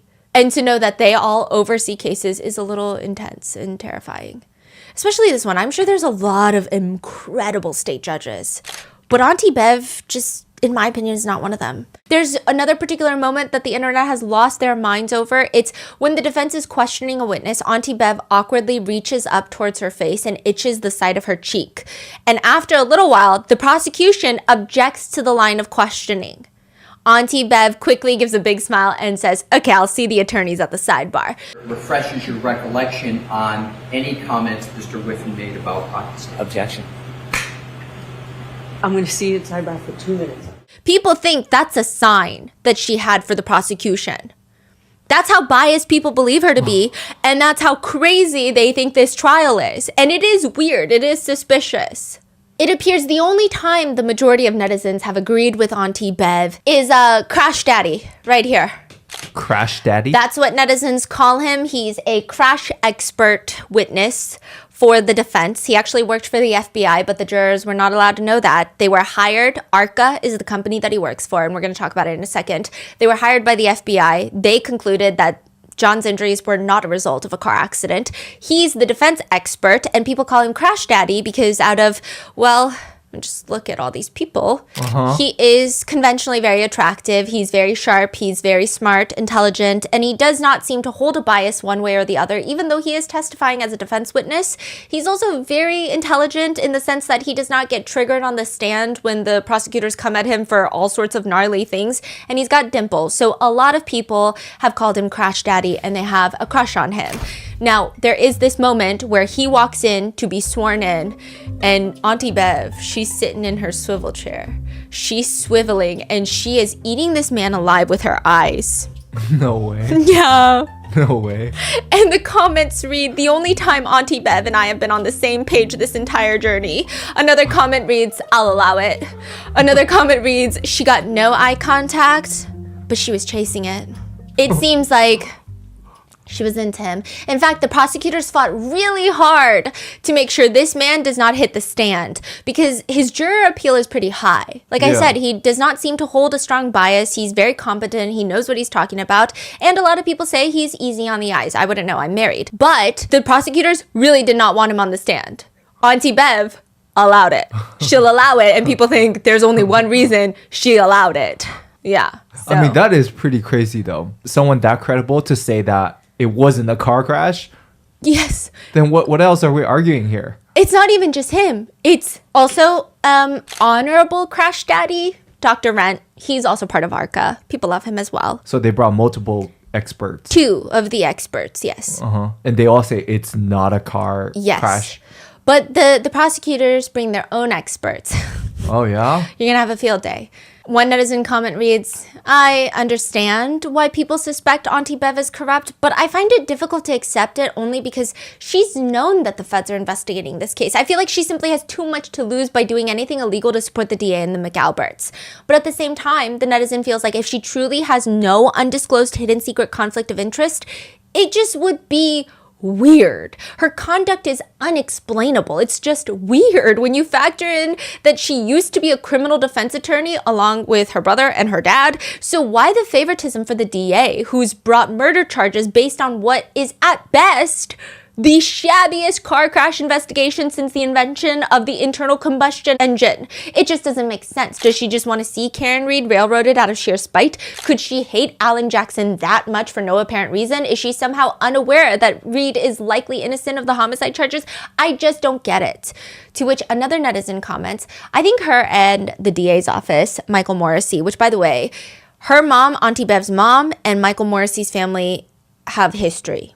We don't know how deep that history, but they worked together briefly. They comment, I think her and the DA's office have an understanding for a long time that they can force the outcome that they wanted in previous cases, which is pro-prosecution because it's the DA's office. Kind of like we run the hen house, if you will. Never get questioned, never had to answer for anything, and basically just did things their way, which I believe was the slam dunk plan in this case as well, until it wasn't. Now I think it's just an attempt to save face and try to act like everything is still the status quo and avoid backing down so as to not look like you're admitting to some prior shenanigans.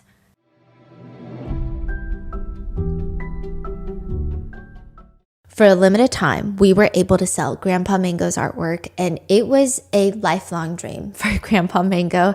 It started actually as a surprise for him, with just me, my husband, and my sister-in-law sitting down trying to figure out how to start an online store so that he could share his artwork that he has spent his lifetime drawing. And long story short, we wouldn't have been able to make Grandpa Mango's dreams come true without Shopify. Shopify is the all-in-one commerce platform to start, run, and grow your business. And it is true. No one gets small businesses like Shopify. They've been there themselves. Did you know Shopify actually started as a small snowboard business? Just 5 people in a coffee shop trying to sell snowboards online who realized that these available e-commerce solutions were not small business friendly. So Shopify decided to build their own. Now businesses of all sizes use Shopify, whether they're selling online, in retail stores, or on the go. They've truly created the formula to commerce. From that super cute sticker shop that you found on TikTok with the cute packaging to stores that you shop every day, Shopify's point of sale system is a unified command center for your retail business. It brings together in-store and online operations across up to 1,000 locations. Get all the big stuff for your small business right with Shopify. Sign up for your $1 per month trial and start selling today at shopify.com/rotten. Go to shopify.com/rotten. Shopify.com/rotten.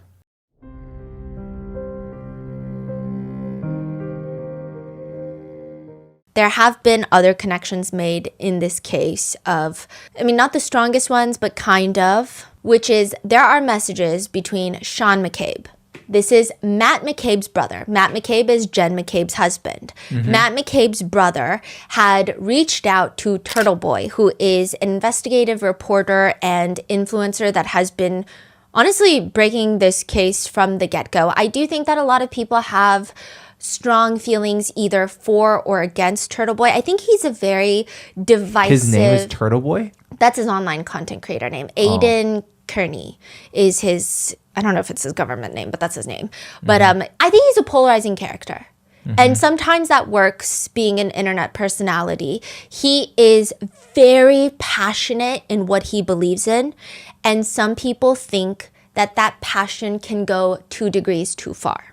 And I think it really depends on where you draw the line of what do you call witness intimidation. If you go to Jen McCabe's kids' lacrosse games to go confront Jen McCabe while live streaming and shoving a camera in her face and saying, why'd you Google house long to die in the cold? Some people say slay. Some people say, that feels like witness intimidation. So it really depends. So Jen, I have a question. Did you think that you could outsmart Karen Reed? Why did you Google how long to die in cold, Jen?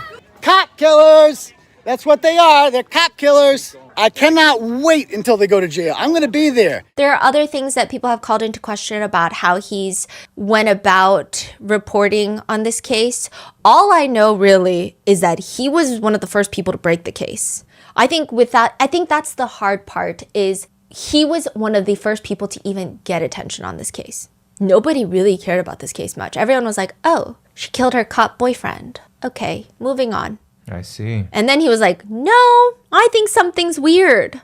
Did he get too passionate? I guess that's subjective. I guess that's up for you to decide. But Sean McCabe reaches out to Turtle Boy, Jen McCabe's brother-in-law, and there are messages between Sean McCabe and Turtle Boy, which, side note, I will say, some of the discourse surrounding Turtle Boy, I do think some of it is warranted. The other parts I don't think are warranted is a lot of people give him a lot of flack for reaching out to people that might be involved in this case, including Sean McCabe.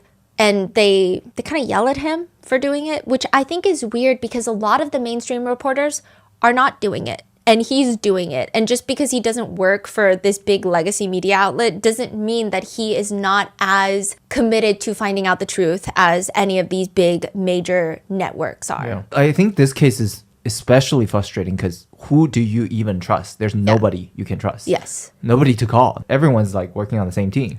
But I think where people thought he took it too far was he would do these roll calls where he would drive through everyone that was involved in front of their houses and use a bullhorn, and people would consider that doxing. Some people thought that there were children involved that, I mean, not children, aka Colin Albert, but other children involved that may not have really been involved that are now being put in the crosshairs for this. But other people say that, well, it's their parents' fault. It's really where you draw the line. Sean McCabe and Turtle Boy have a conversation where Turtle Boy asks Sean, do you really have a line to Judge Canoni, which is Auntie Bev? Sean McCabe responds, Auntie Bev? This is where her nickname comes from because everyone was like, Judge Canoni, Beverly Canoni. And then he's like, Auntie Bev? Auntie Bev? It's like a nickname, I guess. Like they know her personally? Yeah. He's like, Auntie Bev, whose seaside cottage do you think we're going to bury your corpse under? He's asking Turtle Boy. Side note, Auntie Bev does indeed have a seaside cottage that nobody knew about because you're not supposed to know where judges live. The defense team blows up the messages on a giant poster board, which Auntie Bev hates when they do shit like this, but I kind of think it's great for visual impact and is slightly a comedic effect if this case were anything other than what this case is about. But Auntie Bev has to stare straight into those messages, and there's no missing it. Jackson asks, I'm getting old. I may have appeared before thousands of judges in my nearly 30-year career. I've never known where a single one of them has ever lived or property that they may or may not have owned. But Sean McCabe appears to know, or appears to intimate that he knows the details of this court's personal life, and so does his family, which these messages are presented in court. And Adam Lally is like, wait, hold on. First of all, these messages are between two individuals that, quote, literally have nothing to do with this case. They are divorced from the context in which this communication arises. He's saying whatever they're saying about Auntie Bev has nothing to do with Auntie Bev or really anything because we exist in a vacuum, or as Gallagher would say, a leaf blower. Accompanying that, though, is a 2022 Venmo payment from Julie Nagel, who was at the house, remember? Accompany what? I'm sorry. The message from Sean McCabe, another blown up poster board, is a Venmo payment from Julie Nagel, which was Brian Albert, Birthday Brian's friend who was there that night. And she testified, oh, yes, I did see a black blob outside of 34 Fairview when I was leaving. I did notice something out of the ordinary, like a black blob in the ground by the flagpole. But she's like all up in the McAlberts family. Like she loves them, would probably do a lot for them. She sends a Venmo payment. Like what time? What year was that? 2022. So later in the year. So it seems like they're still familiar with Auntie Bev. But Auntie Bev is like, first of all, that's not how I spell my name. And I've never rented out my Cape Cod cottage. But people are like, well, it didn't have to be that you were renting it out. They could have stayed there without paying. Could have been invited there and maybe they bought something and she was paying them back for that trip. Clearly, these conversations just don't help put faith in the justice system, which is precisely why Alan Jackson, the defense attorney for Karen Reed, is asking for the judge, Auntie Bev, to recuse herself. He makes it very clear he's not accusing her or even insinuating that she cannot be fair and impartial. He just says only the court knows the answer to this question. But the facts we presented unquestionably are such that the public might, and that's the key word, the public might doubt in the court's fairness in some regard, and that's all that's required for this court to do the right thing and step aside from this case. Jackson also points out that Auntie Bev has this strange tendency, which he calls a routine practice of failing to act on defense motions in a timely manner. Auntie Bev says, let me take a second to think about it. And she takes 15 minutes, comes back to the bench, and she says, I've never socialized with McCabe or any family members or witnesses who have been here in court. I reject the notion that untrue and unsubstantiated rumors spread on the internet can force a judge to recuse herself from a case. And that doesn't underscore the fact that anybody can say or write anything and try to make it on the basis of a motion to recuse. And I think it points out that this motion to recuse is not credible. Immediately afterwards, the prosecution requests that the defense attorneys be placed under a gag order.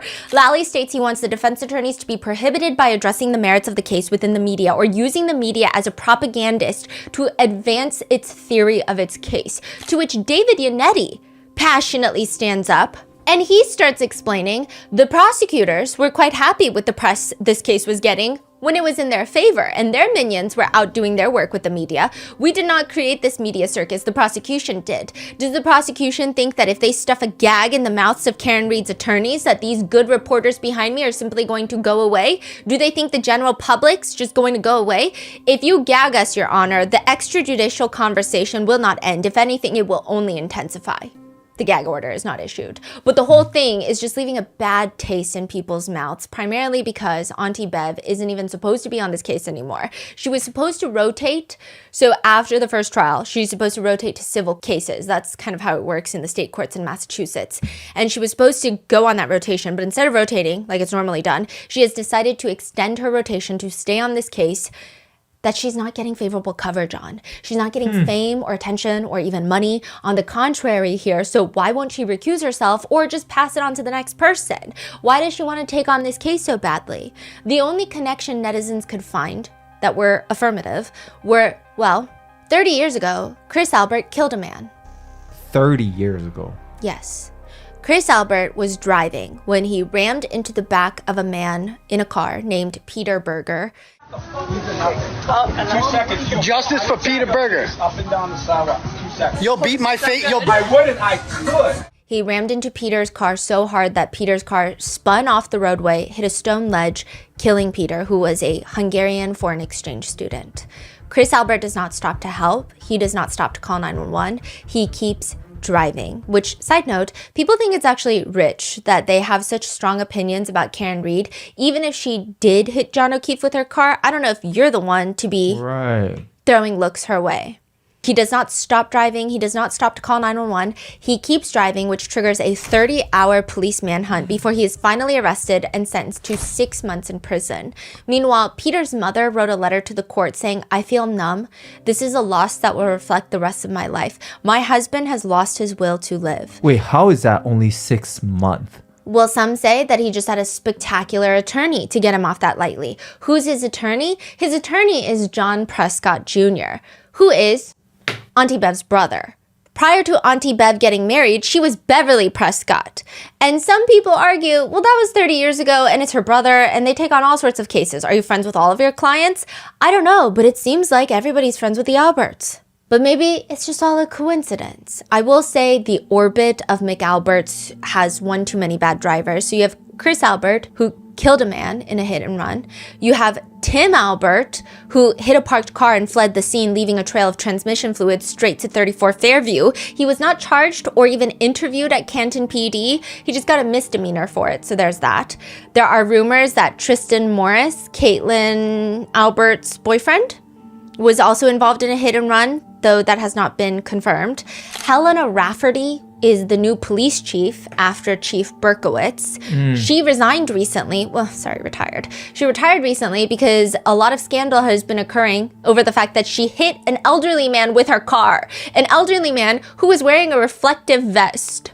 Is that confirmed or? Yes, she hit him with her car. While she is the chief? Yeah. Well, I don't think it was when she was the chief, but she hit him with her car. And then you have Paul O'Keefe, the brother of John O'Keefe. And normally I don't really like to bring details like this into the orbit of the case. I will say that a lot of netizens have deeper feelings for the O'Keefe family than I would suspect most would in typical cases where a victim's family is involved. I think maybe it has to do with the fact that They have since shared a lot of strong words against Karen Read. I don't think that's really reason to hate them or dislike them to any extent, but there is the mention that Paul O'Keefe got into an accident whilst driving under the influence, and it is believed that Karen Read helped pay for Paul's attorney fees and bail, helped him out of jail when that happened to him. So there's just an overwhelming amount of bad driving incidents in this town, most of which could have been entirely avoidable. Now, one of the biggest questions throughout this case has been, if it's so obvious to netizens, why isn't it obvious to the O'Keefes that something is amiss here? That they're going after the wrong person to get justice for their John O'Keefe? Side note, Karen will later say that she believes that it just hurt Peggy O'Keefe, which is John's mom. It seems like if anybody's the most involved, it's Peggy O'Keefe, which is John's mom, and Paul O'Keefe, which is John's brother. John's dad seems to have taken a little bit of the back seat to this. And Karen says, John's dad and I got along really well. It was actually the biggest betrayal that John's dad didn't believe her. Some netizens speculate, and this is just speculation, that maybe John's dad is like, well, maybe I do kind of believe her, but I'm not going to go against the family when all of this is happening. I'm just going to support my wife and my kids. Nobody really knows.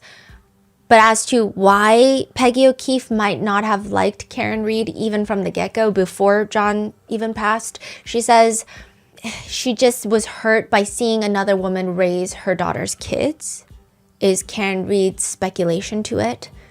Some speculate that Karen Read is definitely not the daughter-in-law that maybe some mother-in-laws would like.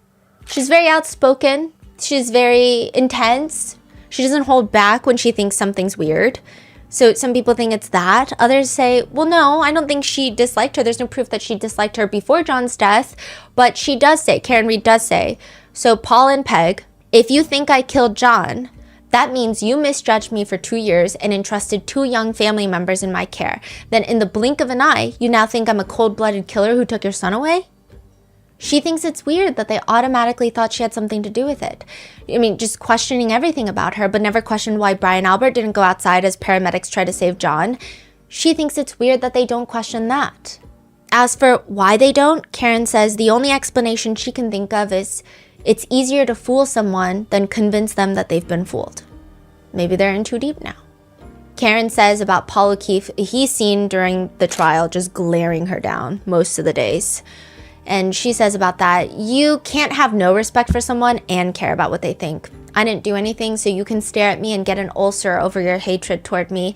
The O'Keefes never carried a pitchfork for me until I started getting support. You didn't speak to any media, now you're giving interviews. You really just can't stand my rising from the ashes. The only thing that changed is I started to come from a position of power. Fascinating. Paul O'Keefe has done an interview after the first trial in which he says, we know what happened. We know that John and Karen were arguing. It was towards the end of their relationship. They were drinking and arguing and fighting, and in an intoxicated state of rage and jealousy. She just decided that she was going to do something about it. You know, put the car in reverse and ran him down and left him there to die. She's pointing the finger at everybody. Everybody's lying except for her, according to her. And I think we had 68 witnesses testify, and according to the defense, they're all lying and they're all not credible. I've gotten to know the Alberts through this all very well, and they're all good people. So just because we don't believe in a crazy conspiracy theory and we believe that Karen Read is guilty of killing my brother, people are taking it out on us. Unfortunately, if you pay high-powered attorneys enough and put enough lies out there, you start influencing people to the point where there's just no turning back. As for Michael Proctor, Paul O'Keefe says, as for Michael Proctor's comments, I mean, he even said, too, they were unprofessional, which we agree with, but this guy's life has been ruined. And this is where a lot of netizens started turning on Paul O'Keefe, which was something that should have never happened. He's saying that Michael Proctor's personal phone should have never been searched. And now his life is ruined, even though those were unprofessional comments. And I think that's where a lot of people started turning on Paul O'Keefe. As for the mistrial, Paul O'Keefe says, I guess we were obviously hoping and confident that we were going to get the conviction that we were looking for. So as far as a mistrial, yes, it's something we didn't want, obviously, but it's just a bump on the road. And like I said, we'll do it again. We'll do it as many times as we'll have to. I just want people to remember John and want him to get the justice he deserves and that we deserve. And that's Karen Read going to prison. There are so many uncomfortable things about the first trial, like the fact that during the trial, according to 2 jurors that have come out afterwards, one of the jurors, who happened to be a retired police officer, told the other jurors, I too had been hit by a car once. They chose him as the foreperson, the juror in charge, a retired police officer who had been hit by a car, which is already kind of, I don't even know how he ended up on the jury. And if he told everybody that he had been hit by a car too, I don't know how he wasn't dismissed, which is all very weird. Also, at the very last moment, so the way that this worked in this trial is that the alternates are chosen at the very last minute. It's like a luck of the draw numbers game. It's random. And all the defense-friendly jurors get chosen as alternates.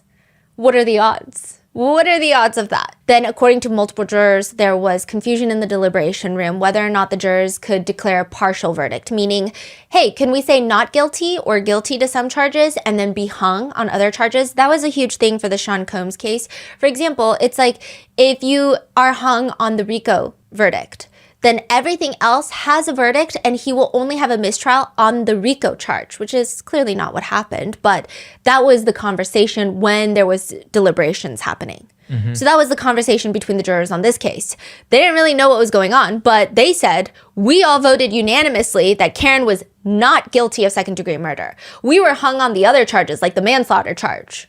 We just couldn't agree. So the most serious one that they're saying she's not guilty on that one for sure. They expressed that to the judge, or so they thought, and the judge pretty quickly, Auntie Bev, is like, okay, so you guys are deadlocked on the charges, so I'm declaring a mistrial, which means she's going to get retried for all the charges, including second-degree murder.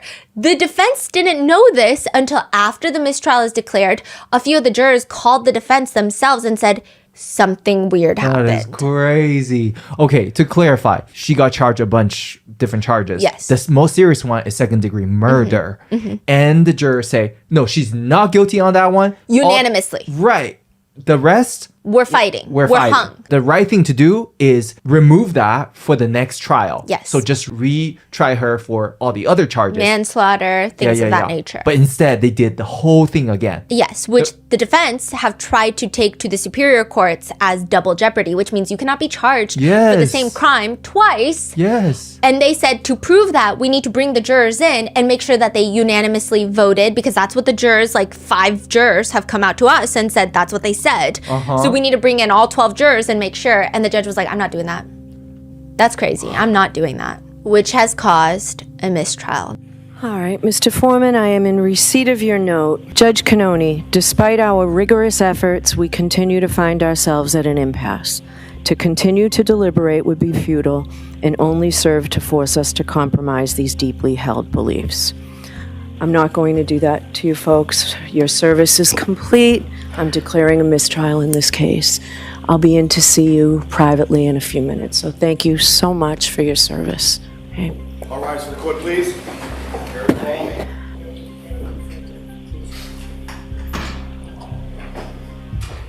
That is why we have a second trial in this case.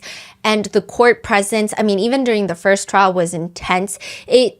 People, I guess in a dark humor sense, called it like a gender reveal party. Outside the courthouse, you have a sea of people wearing pink in support of Karen Read, and blue, obviously, blue for cops in support of justice for John O'Keefe, which Karen Read has expressed her confusion because justice for John O'Keefe is not exclusive with supporting Karen Read. She believes that she is also fighting for justice for John O'Keefe because he's not going to get justice unless whoever killed him is discovered. And she's like, that's not me, so you're not getting justice by putting me in jail. I don't understand. Others are saying, no, you did it, so you need to go to jail. And there has just been lots of people. People are outside the courthouse 8 hours a day wearing t-shirts, holding signs, and they will live stream it outside the courthouse, put it on speakers, and they sit there with lawn chairs. They'll bring snacks, coolers. It's almost become a thing in Boston, Massachusetts, where you don't bring up Karen Read's name at the dinner table because it's that divisive. Parents and children have stopped talking to each other. Friend groups have dissipated. They said it's worse than talking about politics. And Paul O'Keefe hates that. He says, unlike most people accused for murder and sued for wrongful death, Karen Read has embraced her celebrity in outsized ways. This intensive media campaign to influence potential jurors compounds the O'Keefe's family's terrible loss while delaying and denying her accountability. To which Karen Read fights back. Anyone in my position who has been falsely accused would be shouting from the rooftops. First of all, I don't want to be here. It can be the John O'Keefe show. It can be the O'Keefe family reunion. But if you think for a second that anyone has fought harder to find the truth about what happened to John and to enlighten everyone about what happened to John harder than me, then you're wrong.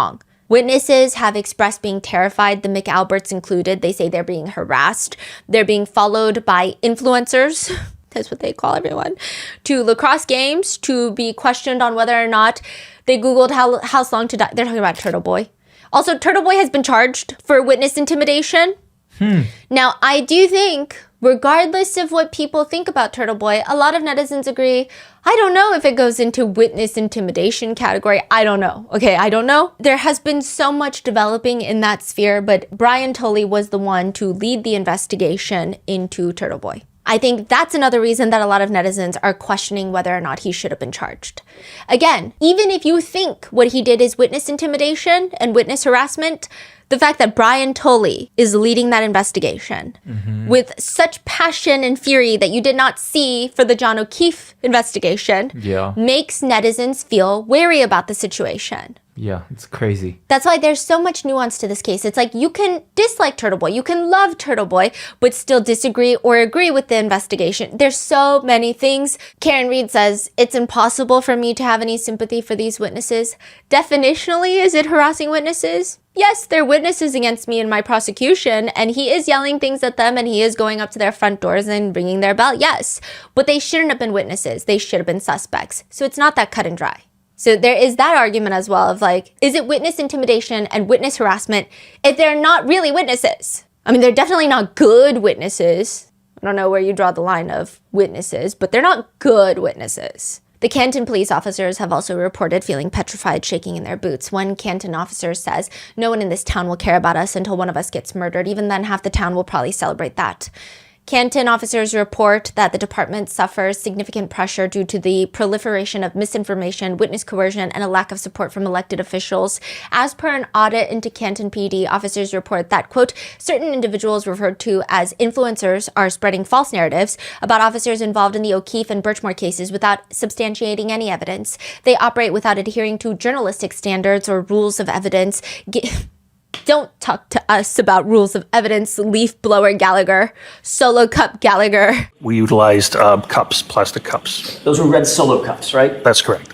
The same kind of red Solo cup you drink beer out of at a barbecue? Yeah, sure, you could. Okay. Rules of evidence, gaining notoriety by circulating unfounded narratives in pursuit of fame and viewership.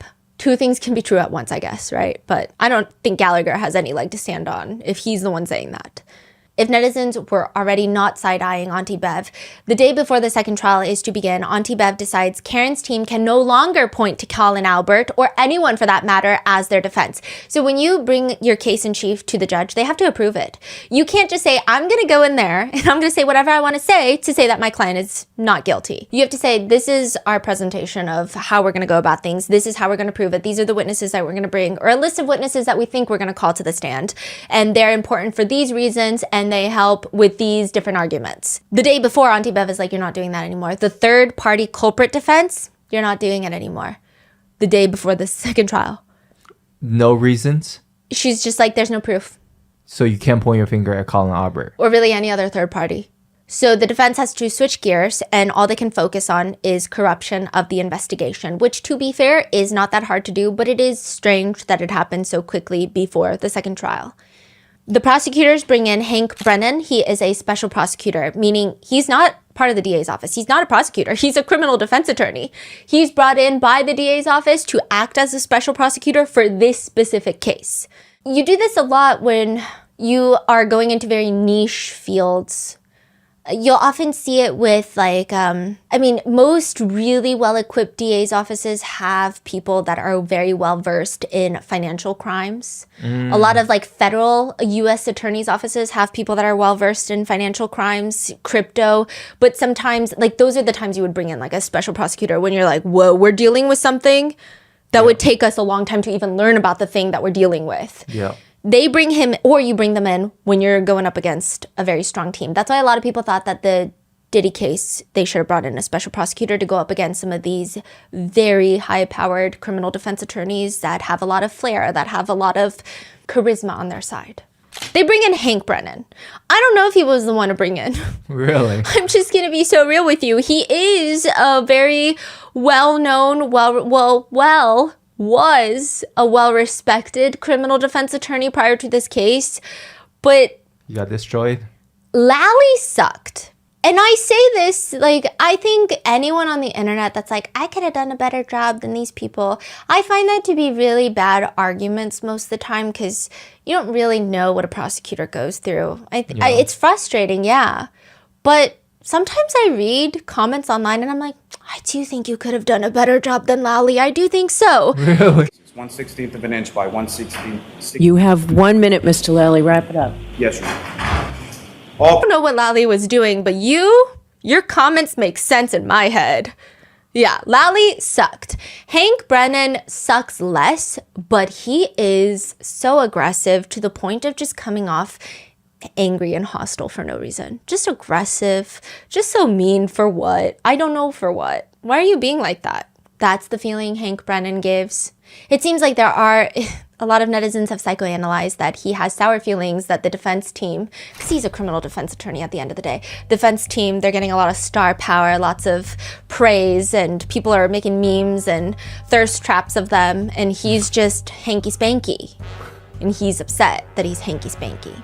The question ultimately is Hank Brennan going to be worth it? Because between November of last year and June of this year, the special prosecutor is getting paid more than $500,000 in legal fees alone from taxpayers. Close to $600,000, $566,000. In half a year. Yes. Wow. And that's not even, I mean, first of all, the taxpayers don't get a choice. And that's not including all of the different experts that are paid, the other prosecutors, the paralegals, all of the administrative fees. That's just Hank Brennan is getting paid nearly $600,000 in half a year. It's crazy. So locals are mad because what about the other families that want justice? DA's offices have budgets at the end of the day that they can spend on cases. Why are they blowing like a third of their budget on this case for a retrial that nobody asked for? The defense team also adds new additions to their legal defense team. And if you're wondering how can Karen afford it, she lost her job, she sold her house, is paying for it with her house, got rid of her 401k, is paying for that. I mean, she's like $5 million in legal debt, technically. I mean, Jackson and Little alone said for the two trials, typically, for any other client, they would have charged like $10 million upwards. Dang. But they are deferring their legal fees. They haven't really gotten paid by Karen Reed. All of the new attorneys have also come in pro bono. Wow. That also feels like an indication of how they feel about her innocence. Victoria George is one of the more interesting additions to Karen's legal team. She's an employment lawyer. So people thought that was weird. Why is an employment lawyer getting on this case? Victoria George has very interesting insight to provide for Karen's legal defense team. It's the fact that she was on the jury for the first trial. She became an alternate juror at the end, but she was allowed on the jury because she's an employment lawyer. She didn't know anything about the Karen Reed case. She was on the first jury. How does that work? Yeah. She was on the first jury. And then afterwards, she's like, can I be on your team? She called the defense team and had conversations about, hey, I'm telling you, something was weird. And as an attorney, as someone that upholds the legal justice system to a very high degree, I just thought you should know. And there were first jokes about like, you should be on you're still licensed to practice, right? Because at that point, she wasn't practicing as much. She has children and she was at home taking care of them. And she was like, I mean, I am still licensed to practice. And they're like, huh. So then eventually she went on this case pro bono. That is insane. Yes. And she probably knows the case inside out too after the whole trial. Wow. But more than that, with the Combs case, as I've told you about, a lot of people spend a lot of money hiring jury consultants, which are attorneys who will just tell you what rings well with jurors. She's been a juror. She can tell you what hit well and what didn't. That's so crazy. Wow. She says, if I, as a lawyer, am too afraid to stand up for what I believe in, who will? What happened to John O'Keefe was a tragedy, but just because something is sad doesn't mean that the person in the defendant's seat is responsible. I can feel bad for his family and believe that she's not guilty at the same time. Then you have Robert Alessi. Everybody loves Robert Alessi. This defense team is fascinating. People love this defense team. I think with the Diddy case, Dream Team, yes, maybe a more high-powered Dream Team than Karen Reed's legal defense team, but they were not as lovable. Like, they were charismatic, but it was always with an undertone of like, ooh, Gosh, oh no. Yeah. But this team, people love this team. I mean, there are thirst traps for this team. Every single they love them. Robert Alessi is a New York-based attorney. So he's in Boston for the whole second trial for this. And interestingly enough, he is a very random addition as well, considering his legal background is primarily in the environmental financial law field in New York City. So why is he suddenly in Boston fighting a murder trial?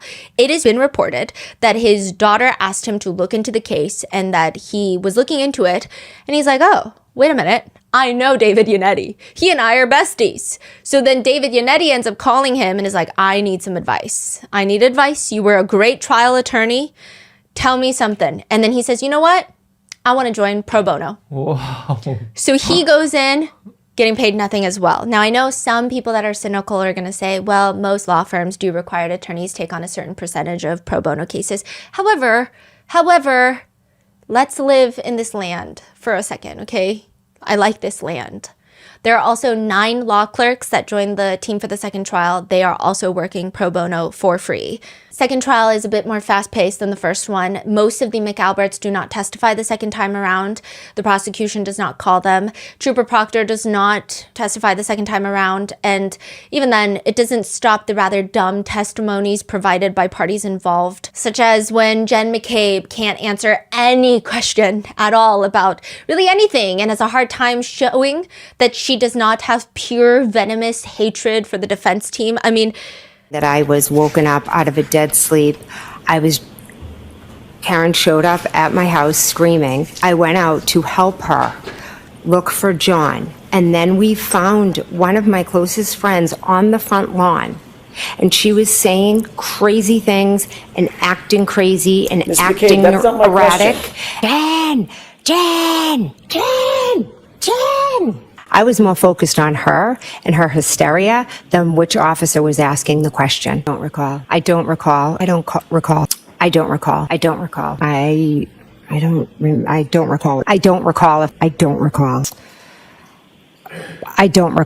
There are certain things I will never forget, Mr. Jackson. The minute I remembered, she said, I hit him.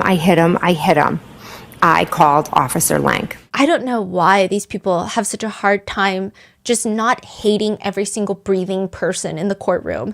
Every single prosecutor's witness just seems like they're filled with hatred. It's so unlikable. It's hard to even resonate with anything they say. They're so defensive.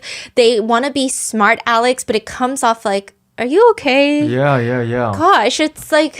I guess when you're shady, you just can be transparent and open about things. No. Or like the time Buchanan starts arguing that he doesn't know what certain words mean in the English language because he speaks 3 languages. So he asks Attorney Jackson if he can kindly hand him a Webster's dictionary. I'm sorry, English is like a third language for me. So if you can bring up the Webster's dictionary, I can read it out. And Attorney Jackson is like, are you fucking kidding me right now? You want a fucking dictionary? You want me to pull up the Webster's dictionary? You want to take a break real quick and pull up the Webster's dictionary to define a word that you used in an answer about 40 seconds ago? We're working off of a theory, quote unquote. You said it, not me. You want me to go get a dictionary so we can figure out for the jurors what that word means? Objection. And then they have a very tense standoff. I mean, there are a lot of ridiculous moments in both the trials combined, and we would probably be here for the next 10 weeks if I covered all of them. Attorney Jackson is also very upset and confused that Michael Proctor was not even called as a witness for the second trial by the Commonwealth. He says, you guys were so embarrassed of Michael Proctor, you couldn't even put him on the stand. I thought it was a glaring error on the Commonwealth's part to not call certain witnesses, including Brian Albert, Brian Higgins, Nicole Albert, Matt McCabe, and Chris Albert. They didn't want them to be subjected to a very vigorous cross-examination because the Commonwealth knew that they would not withstand it. And also, because Michael Proctor has been fired. President Patrick McNamara, which is the president of the State Police Association of Massachusetts, the union for the troopers, he threw his support behind Proctor, saying, our homicide detectives here in Massachusetts are arguably the best in the country. Our solve rate is indicative of that. At this point, it's just a matter of understanding your audience. That's the exact problem. Everyone is wondering if your solve rate comes from the fact that you just throw everyone in jail regardless of the evidence and then you look for nudes for them. Boasting about how great your solve rate is not what we want to hear right now. He does not read the room. He continues, Trooper Proctor has been the subject of personal attacks from the criminal defense attorneys and the media for doing their jobs. I respond again, nutbag, as Chief would say. She's got a leaky balloon knot. They did this work without favor. They follow the evidence. This is true in the case of the investigation of the death of Boston police officer John O'Keefe. Trooper Proctor has personally been defamed in the media and in court. We stand with you, Mike, as we do all state police detectives, which, if he has been defamed, hit everyone with a defamation lawsuit. Let's go. Just do it. That's crazy. He really should have just stayed quiet, okay? Because this is, I guess that's a little rich coming from someone who makes like 10-hour-long videos. Is there like any police officials that's coming out and exposing what's going on or even take a different stance? Because it seems like everyone's like backing each other. Has anybody say something? Briefly. And then they went back. Yeah, we're gonna get there. But soon after that, Patrick loses his re-election for the police trooper union, and I guess that's the nicest thing that could have happened to him. ABC News asks Trooper Proctor about getting fired. He says, I just remember dropping to my knees and laying on my lawn crying. I couldn't even talk. I was in complete hysterics, and I remember my mother being like, what? And I kind of gathered myself, and I'm like, they relieved me of duty. He starts tearing up, emotional about the hardest moments of his life. What really got me was my union rep came over to my house and picked up all my uniforms. And the one time I broke down was putting my Class A uniform. You go through a 6-month police academy and you're very proud to put on that uniform. That's tough. You're very proud to put that uniform on. Yeah. That's tough. He says that. And he wants us to feel bad? Yes. I don't know any trooper that has been punished for personal text messages on their personal phone, let alone fired. Are these people okay?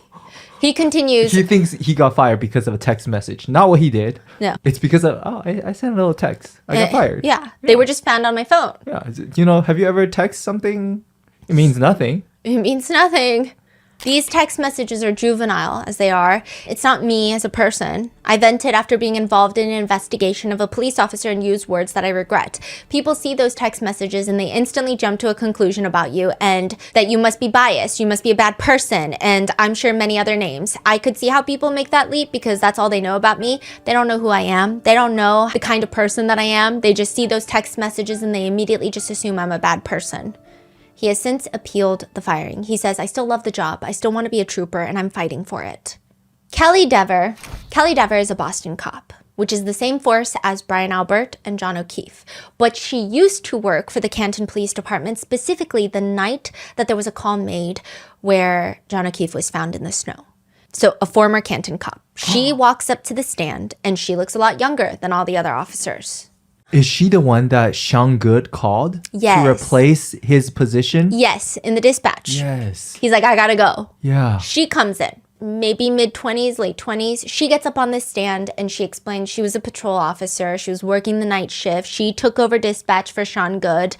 And Attorney Jackson is asking her, when Sean Good instructed you to take over dispatch, explain what that meant. When Sergeant Good instructed you to take over dispatch, explain what that meant. It meant I walked inside and I sat down in a dispatch room. You're aware that Sallyport had a camera, a security camera. It would make sense because that's where we bring prisoners to drop them off. Well, more than just making sense, I'm asking you, do you recall that it had a camera that serviced the garage? It's where we brought prisoners, so there would be cameras, yes. Oh, context on Sallyport, it's the garage where Karen Reed's car was brought in and held in evidence. And people think that's where the evidence the taillight was taken apart and then brought to 34 Fairview and then scattered in the snow. And so it's very important. They revert the... Yes, inverted footage. Yeah. Oh my gosh, you're listening. Okay. So she's saying... It's where we brought prisoners, so there would be cameras, yes. Okay, you're saying there would be cameras. I'm asking you, were there cameras? According to the media, yes. I've seen the footage, so yes, there were cameras. The judge stops her and tells her, so I'm going to strike that, officer. You have to answer the question based on your own independent. And Kelly looks at Auntie Bev. Oh. If you don't have your own independent memories, that's fine, but you can't reference what you know from the media. Hold on. You have to answer the question based on your own independent. And if you don't have them, tell us. You can't reference what you know from the movie. All right. There were cameras in the Sallyport. She's making faces straight up? Yeah, she's 2 seconds away from fully rolling her eyes to look inside of her skull. Miss Dever, do you want to be here today? I have no relation to this case. I didn't ask you that. I asked you if you want to be here. Kelly Dever pauses before dramatically stating, I am put on the stand in a murder trial. I don't know why I'm here. I have no connection to this case. This is honestly a bit more hostile than some of the more important key witnesses. Her interactions with the defense team feel so scathing than even some of the more McAlberts, okay? Some of the McAlberts, they try to hide it. Or some of the cops that are more heavily involved. But the confusing part in all of this is, in trial 2, she is not a prosecution witness. She is a defense witness. The defense called her to the stand to testify. Why? Because Officer Dever told FBI agents that she saw ATF Brian and Chief Berkowitz in Sally Port for a wildly long time near Karen Reed's car. What were they doing for a wildly long time in Sally Port near Karen Reed's car? That is crazy. So what are you saying? During the first trial, she's kind of like forced to speak. During the first trial, she was never called to the stand. So this attitude is from the second trial? Yeah. She was never called to the stand in the first trial. The second trial, she comes and she's huffing and puffing. And the defense is just trying to get her to relay her statements that she made to the FBI, which is, you told the FBI that they were near Karen Reed's car in Sally Port for a wildly long time. The defense is like, you have no idea why you're here? You've never talked to me. Nobody on the defense seems to talk to me since prior to the first trial, which she did not testify in. So I don't have any idea why I'm here. No clue whatsoever, as you sit here, why you might have been called to the stand. No. Are you uncomfortable testifying? No, it's part of my job. There is an indication that things are not going to go well because Jackson starts asking Kelly Dever, and you understand the oath. Yes, I do. What is the oath? The oath is to tell the truth. The whole truth and nothing but the truth, correct? Objection sustained. Did one of the monitors that you had looked at when you had access at the dispatch area, because remember, she took over dispatch and they have a monitor overlooking Sally Port, shows the video feed from the Sally Port garage. So as I already said, I don't remember where in dispatch the screen with the cameras was. There was a camera in Sally Port. If I'm going to make the assumption, then yes, of course, but now that's an assumption. I'm not asking you for an assumption. I'm asking you, did one of those feeds, do you recall or not, there was footage that you could see a monitor on the dispatch area?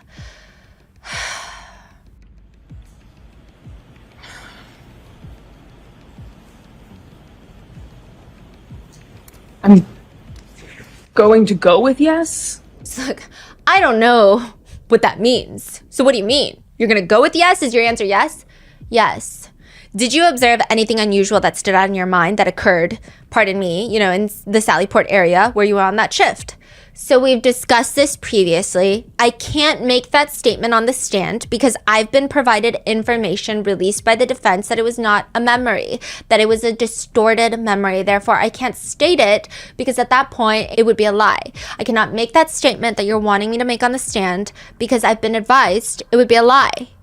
So she's saying what I said to the FBI was a false memory. She's saying I never saw Chief Berkowitz or Brian Higgins in Sally Port. It was a false memory. What? Like how did you even come up with that? Because she said that she had clocked out before the time that she would have seen them. But clocking out doesn't mean anything. And also those records can probably be fudged. I don't know. Don't ask me. But she's saying it was a false memory. Which the defense is like, okay, first of all, a police officer with false memories should not be a police officer. Because what are you doing? Throwing people in jail over false memories? Yeah.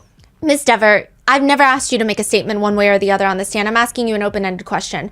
Given factual information that makes it so that I know, I did not know. So the answer is no. Correct. But that doesn't make sense because why did you tell the FBI then? Were you advised lying to those officers, the FBI officers, would have been a crime? So it was a willing conversation. I've spoken with their legal team because of the fact that I was providing factual information that showed a statement of mine was a false memory. It was not a lie. Therefore, I made it in good faith and I've retracted given information that it could not be accurate. Ms. Dever, did you understand my question? Yes, I did. You threatened to charge me with perjury during our phone call prior to the first trial if I didn't lie on the stand right now. I'm telling you, I did not see anything. Factually, I've been provided evidence by a timeline that it is not correct. Did they advise you of anything, any consequences for lying to them? To lying to FBI agents? Because the defense is saying it's so interesting that all these people, they're a little more accurate when they're talking to the feds, huh? Yeah. Because they know that they've got nobody in the feds and the feds don't care. The feds are going to arrest them. Not the feds don't care. The feds have also been the subject of a lot of corruption allegations. But in terms of when they're investigating this case, they don't really care. Did they advise you of any consequences? So we had a willing conversation. That's a yes or no. I don't recall. Okay, there's your answer. And again, it's like, are you shielding these witnesses? As a trained law enforcement officer, are you aware that it is a crime to lie to certain other law enforcement agencies? When you have intent to lie, yes. Did you tell those law enforcement agents on August 9th of 2023 you saw Brian Higgins and Chief Berkowitz go into Sally Port together and alone with Karen Reed's SUV for a wildly long time? For a wildly long time. That was my recollection at the time. So you did say that? At the time, that is what I recollected. Okay.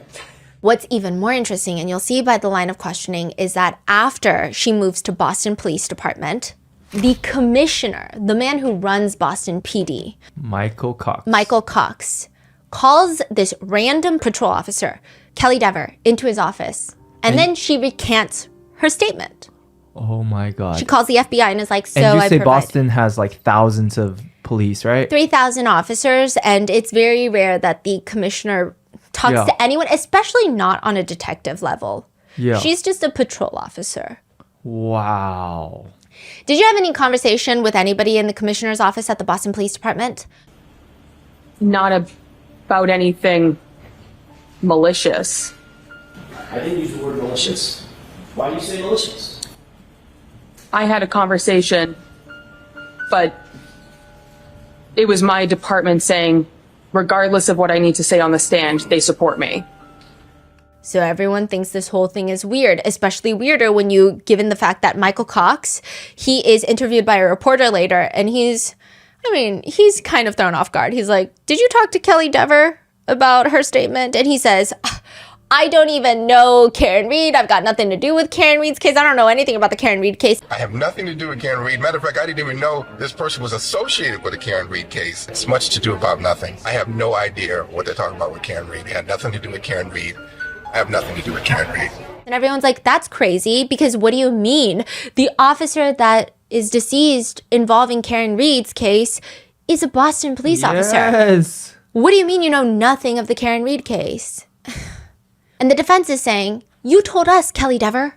A year ago, when you talked to us, the defense, did you tell us that you were called up to the commissioner's office and he told you two things? Number one, the department supports you, Officer Dever, and do the right thing. Boston Police Department supports you, and Officer Dever, do the right thing. So he said my name correctly. He said Dever, and that's my mistake. He said nothing with the intent of guiding me one way or the other. Just full of attitude, huh? Yeah. At one point, when she's trying to say, I don't remember a question, she says, just like how you don't remember my name, I don't recall. Like you can't remember my name, I don't remember. That is wild. Yeah. So is she the one that you're talking about? Like she kind of told what happened and then she took it back. Yeah. Netizens have dug up that there seems to be some distant familial connection between the Dever family and the McCabe's. There seems to be some sort of marriage between Kelly Dever and Matt McCabe's side of the family. It's definitely not good. She also accuses one of the male defense attorneys of threatening to charge her with perjury. And she said that they became very aggressive. And so Jackson is like, a male voice on the phone threatened to charge you with perjury? Yes. You're a police officer, correct? Yes. Who charges people with crimes? In the end, it's going to go through the court system. So the DA, have you ever seen a defense attorney charge anybody with a crime? Personally, no. Fact of the matter is, nobody ever threatened you with perjury, did they? They did. I contacted the FBI regarding it. Oh, did you? I did. Do you have a report from the FBI saying that you reported that someone on the Karen Reed defense team threatened to charge you, your words, with perjury? You have a report to that effect? No. No. But we're looking for the truth. Which I gave you, yes. Did you also say on that phone call something to the effect of, I know you're going to tear me a new one? That's what you're trying to do, so yes. Actually, what you said was, you're going to tear me a new asshole, didn't you? I don't recall that, so that's putting words in my mouth. But you do remember saying something to the effect of, I know you're going to tear me a new one, right? Yes. Okay. What is going on? Yeah. These people are... Yeah, so now it's become a thing where David Yannetti, the only way he can describe it is, John O'Keefe is a Boston cop. I mean, that tells you all you need to know. The blue wall went up, and Karen Reed is on the outside of the blue wall. She's an outsider. It just seems like a lot of it is not even corruption. I mean, it is, but a lot of it is not even like, I want to protect Brian Albert. I want to protect the McAlberts. It just seems more so, that's just the way it works. This is how we run things. But one of the biggest problems in this case is even the accident reconstructionists for both sides are, well, the fact is, nobody knows exactly where John's body was found, right? During the first trial, the prosecution calls up their expert crash reconstructionist, Trooper Paul. He states that Karen hit John with her car, and it all makes sense due to physics. Trooper Paul states that John was hit by the SUV and flew 30 feet. Then when the SUV hit him, he projected forward and then to the left and then to the front yard to his final resting place. If you're confused, it's because it's confusing. Nobody can understand what he's saying happened when the car hit John O'Keefe. And more, like I said, in this case, it's more the fact that he didn't get 100%, like his center mass didn't strike the vehicle, so he would not have been thrown 100% of the vehicle speed post-impact. His right side would have sustained the vehicle speed, and that would cause him to spin out, as opposed to traditional forward projection. If he was right there in the middle of the vehicle, he would have got projected forward, and he would have sustained, his full body would have sustained the vehicle speed. Basically, Trooper Paul's version of events show John O'Keefe doing almost a ballerina spin. He gets sideswiped by the taillight. His arm stays there. The taillight shatters on impact, but no bruises or broken bones on his arm. That took the brunt of the impact of this massive SUV. And then his arm kind of stays there for the taillight to then kind of sideswipe him again, causing those crazy abrasions. And then that causes him to propel in like a spin ballerina projected somewhere around the idea of 30 feet until he lands in the grass. And I know that I'm being very animated with this, and it's because in the whole trial, that's how it is. He's being animated, and Attorney Jackson, to bring it home, he's like doing a spin in court. So you're like, so this is what you're telling me happened. He does a pirouette and flies 30 feet to his final point of rest. Because I think the only way to see how ridiculous it is to show the animation of what he's saying happened. Even Trooper Paul seems very unsure of his own testimony, and this is where I think a lot of people say, maybe it's not all around corruption, maybe it's also a mix of incompetence. I will say, the defense, the minute that the cross-examination begins, they really don't even need to argue the nitty-gritty of everything he claims, because they just argue his credentials. Jackson questions him, "Sir, do you hold any degrees in the scientific discipline of mathematics?" "I do not." "Do you hold any degrees in the scientific discipline of physics?" "I do not." "Hold any degrees in the scientific discipline of biomechanics?" No. How about in kinematics? No. What's the highest degree that you do hold, sir? I have an associate's degree. In what? Administration of justice. What's another word for rate of velocity? The rate of velocity? Correct. I mean, it deals with the motion. It deals with forward, and also deals with speed. It deals with travel and speed. If something's moving, it also has a speed to it. Right. The word you're looking for is acceleration, correct? Sure.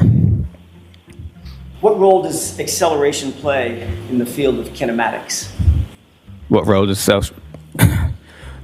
acceleration play in kinematics? Right. It talks about, like you just said, it talks about the speed and talks about motion. What's the difference between constrained and unconstrained motion? Constrained and unconstrained motion? That's what I asked. Constrained motion. I can't recollect at the moment. Constrained motion is motion on a predetermined path, isn't it? Yes. Unconstrained motion is what? When it doesn't have a predetermined path? Free movement, correct? Correct. Couldn't remember that from your class? For the most part, we don't go that in depth, constrained and unconstrained. Constrained and unconstrained, not restrained. That's what I said. Sorry, unconstrained. Yes. The defense also brings up the fact that Trooper Paul testified that when someone is hit by something, whatever they have in their hand, they lose it. But John O'Keefe held onto his cocktail glass while being projected 30 feet. Trooper Paul responds, "I don't know. I mean, it just could have been with him the whole way. I don't know. I wasn't there, so I don't know how the glass stayed with his body and went with him to the final rest." So we know that you weren't there, but if you don't know, who knows? At certain points, Trooper Paul makes no sense, and he clearly sounds very nervous. He will say things like this to the defense attorney. I know. I'm just saying. You asked me. You said, "I I'm just responding to what you said and trying to make sure you understand what I'm saying. No, I don't, but I'll ask another question. Another questionable part is the defense points out that John's phone was found underneath his body, to which Trooper Paul is asked, if the cell phone was found under his torso, under his body, what's your theory on how that cell phone ended up flying 30 feet with him? It just did. It just did.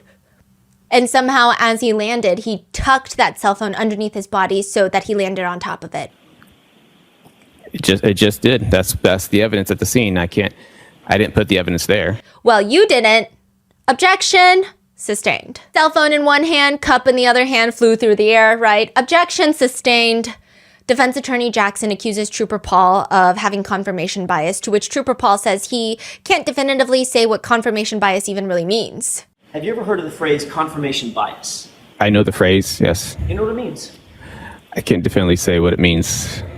Trooper Paul states that he came to the final resting spot of John O'Keefe by way of Gallagher telling him where John O'Keefe was found. But remember, Gallagher never saw where John's body was found.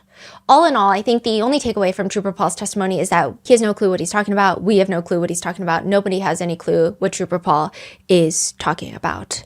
At one point, he says, like, there are certain calculations that you can do, you know, based on distance, and it's based on miles per hour and the speed of the vehicle and the striking of the vehicle and stuff.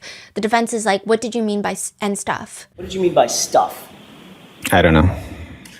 Ultimately, Trooper Paul admits, that one more time? We cannot calculate anything from this collision. Side note, he doesn't even know John O'Keefe's weight, which you would think is one of the most important things. Are you kidding me? He also doesn't know the mass weight of the vehicle. Are you kidding me? It's just so clear that he wrote... How is he an expert? We don't know. It's like when you write, I speak Mandarin on your resume. Well, you do. I speak Mandarin on your resume, and then you go... and suddenly you have to speak Mandarin, and then I'm just like, okay. How would you calculate how far a body at rest would travel after being struck by an object in motion? How would you calculate that?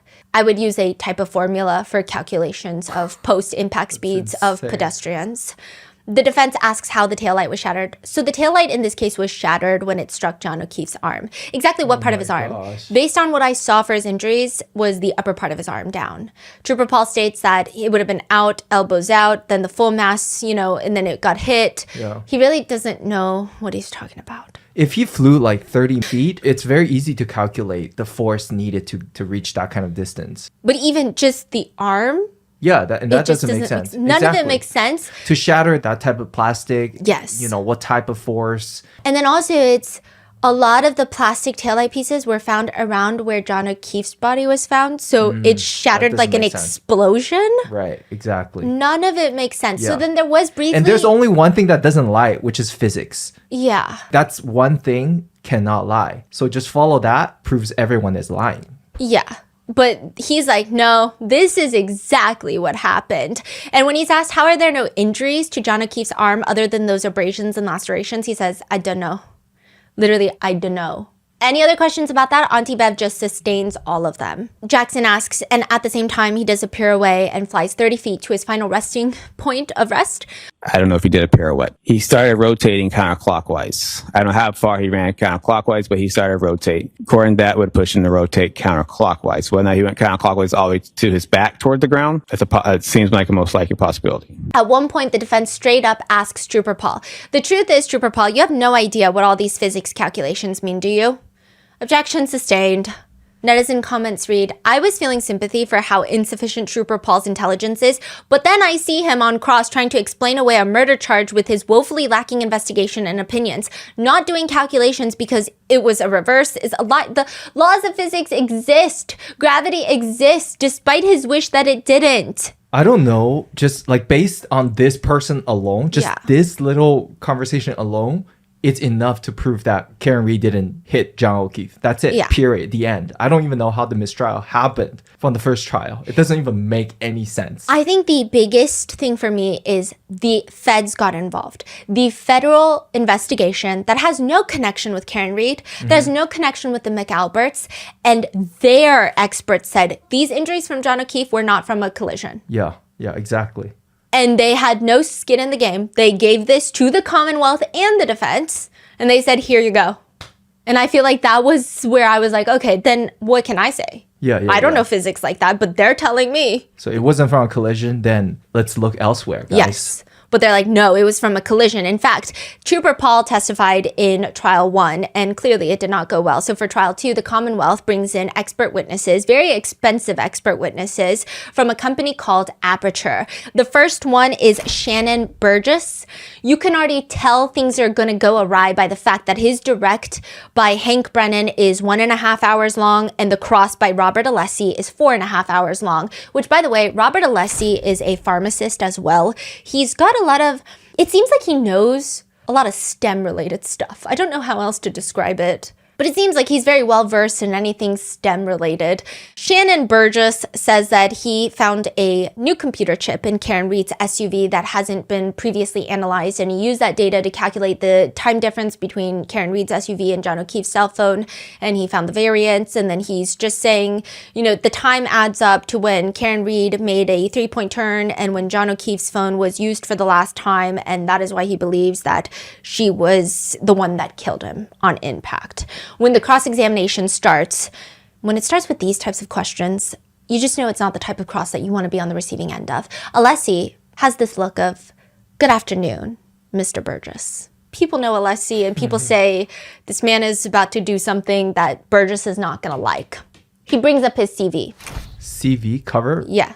And it says that he is currently pursuing a bachelor's degree. But interestingly enough, on the Aperture official website, his bio states that he has a BS in mathematics and business administration, not currently pending or pursuing, just has it. You do not have a Bachelor of Science in mathematics and business administration, do you? No, I do not. He also puts it in his LinkedIn. But also, he hasn't gotten his degree for that, or nor is he actively pursuing it. So is he just like lying on the Aperture website and his LinkedIn? The defense brings up another resume, and this time again, it says Bachelor of General Science in Mathematics and Business Administration, University of Alabama, 2022. All Burgess can say about that is what it states, but this resume, there are a number of errors in that. Correct. So let's go on. This is the third example. Am I correct, sir? It has errors or outdated information. Well, when you say outdated, how is it that you can call a date outdated next to something you don't possess? Either you have a Bachelor of Science degree or you don't. I have represented that I do not have a bachelor's degree. But to make matters worse, the degree that he claimed to have doesn't even exist at the University of Alabama. He's asked. So you would agree that there's not even a degree called Bachelor of General Science in Mathematics and Business Administration offered at the University of Alabama, correct? Correct. If I did the math correctly, sir, you've been pursuing a Bachelor of Science degree for 17 years, correct? That is correct. And you have not obtained it as you sit here today? That is correct. Is he embarrassed? What is happening right now? Yeah, so he's lying on his resume. He has no degree in this, but what if Shannon Burgess is a genius that excels in math, and this is an episode of Suits? He didn't graduate from school, but he is a prodigy level ability to comprehend car accidents and physics. That could be the case. The defense reveals that Shannon Burgess doesn't know the difference between a gigabit and a gigabyte. To simplify it, 1 gigabyte is 8 gigabits, which is kind of confusing, but like, that's like confusing 5 minutes and 40 minutes. It's a huge discrepancy, a huge miscalculation, misunderstanding, error, whatever Shannon Burgess wants to call it. Do I know the difference between the two? No, but I also don't work for Aperture, where these things can change the course of a defendant's life based on their calculations. Yeah. Burgess didn't even realize he misunderstood a gigabyte and a gigabit until the defense ARCA witnesses were like, hey, prosecutors, your experts are dumb. They confused it, so. Wow. Unbelievable. It was you that simply misunderstood the difference between gigabits and gigabytes, correct? Misinterpreted? I would not say misunderstood. He also misinterprets dates, just straight up gets dates wrong on his scientific findings. The defense also accuses him of just switching up his data and findings whenever other experts that are also testifying for the prosecution find different findings, just to make it all cohesive, which is not at all what you're supposed to do. And side note, the redirect for the prosecution does not save this testimony, because this cross-examination is 4.5 hours long, and it's brutal. Very brutal. It just makes it goofier. All Hank Brennan can do is ask Burgess, is a bachelor's degree a prerequisite of success in a particular field? No, it is not. You ever hear of Bill Gates? Yes. Stephen Jobs? Yes. Oprah Winfrey? Sustained. Oh my gosh. Oprah Winfrey. Objection. Sustained. Then you have the other aperture expert, who I guess I decided last night at like 3 a.m. he doesn't deserve a spot on this wall. Okay, but he's just he's the blue man. The blue man? Print the blue man, but he's the blue man. Robert Alessi is also the one doing this. I will say, Robert Alessi, I don't think anyone expected him to do these types of crosses. I feel like he knows more about physics than the aperture witnesses. He looks like he would know. Yeah, he's people call him like the nerdy hot guy type. He looks like a scientist more than Yeah. a lawyer. Yeah, which makes him an incredible lawyer. And Dr. Welcher is a lot. He says, Morning, Dr. Welcher. Good morning. We haven't been formally introduced. Your whole name? Robert Alessi, sir. Robert Lessie. Nice to meet you. Nice to meet you. which I just felt like Welcher's trying to assert his dominance, which doesn't bode well for him later on. He introduces himself as an action reconstruction and biomechanics expert. He's got a little feistiness in him. Alessi asks him, and would you agree that the first question, or one of the first questions that are to be asked by a biomechanical engineer when conducting an analysis of, say, an injury, is how did this happen? Is that one of the first few questions that you ask? No, that's usually the last question. Oh, so for you... So hold on a second. Okay, generally what you want to do is gather data. You want to know what injuries there are, what evidence there is, like, for example, on the vehicles. And then the very last thing you want to know or define is, given all that information, how did it happen? So that's the end. It's very preachy. Yeah, it's like kind of like, he's like, so hold on a second, let me tell you how it's done. Yeah. Unfortunately, Welcher has no explanation for how the car hit John on the hand and broke nothing in his hand or his arm. Is 300 to 400 pounds of force sound right from the literature that it would take to break a bone in the hand? For a distributed load, such as the taillight, no. Moving on, because Welcher is mainly known for his blue paint, Alessi asks him, Dr. Welcher, I would like to talk now about your paint exercise. I'll just call it the blue paint exercise. Is that descriptive enough for you to know what I'm talking about? No, it's not an exercise, it's a test. Okay, you want to call it a blue paint test? Sure. Okay, let's call it a blue paint test. So your blue paint test involved painting the right rear taillight blue, correct? Correct. So he bought a Lexus.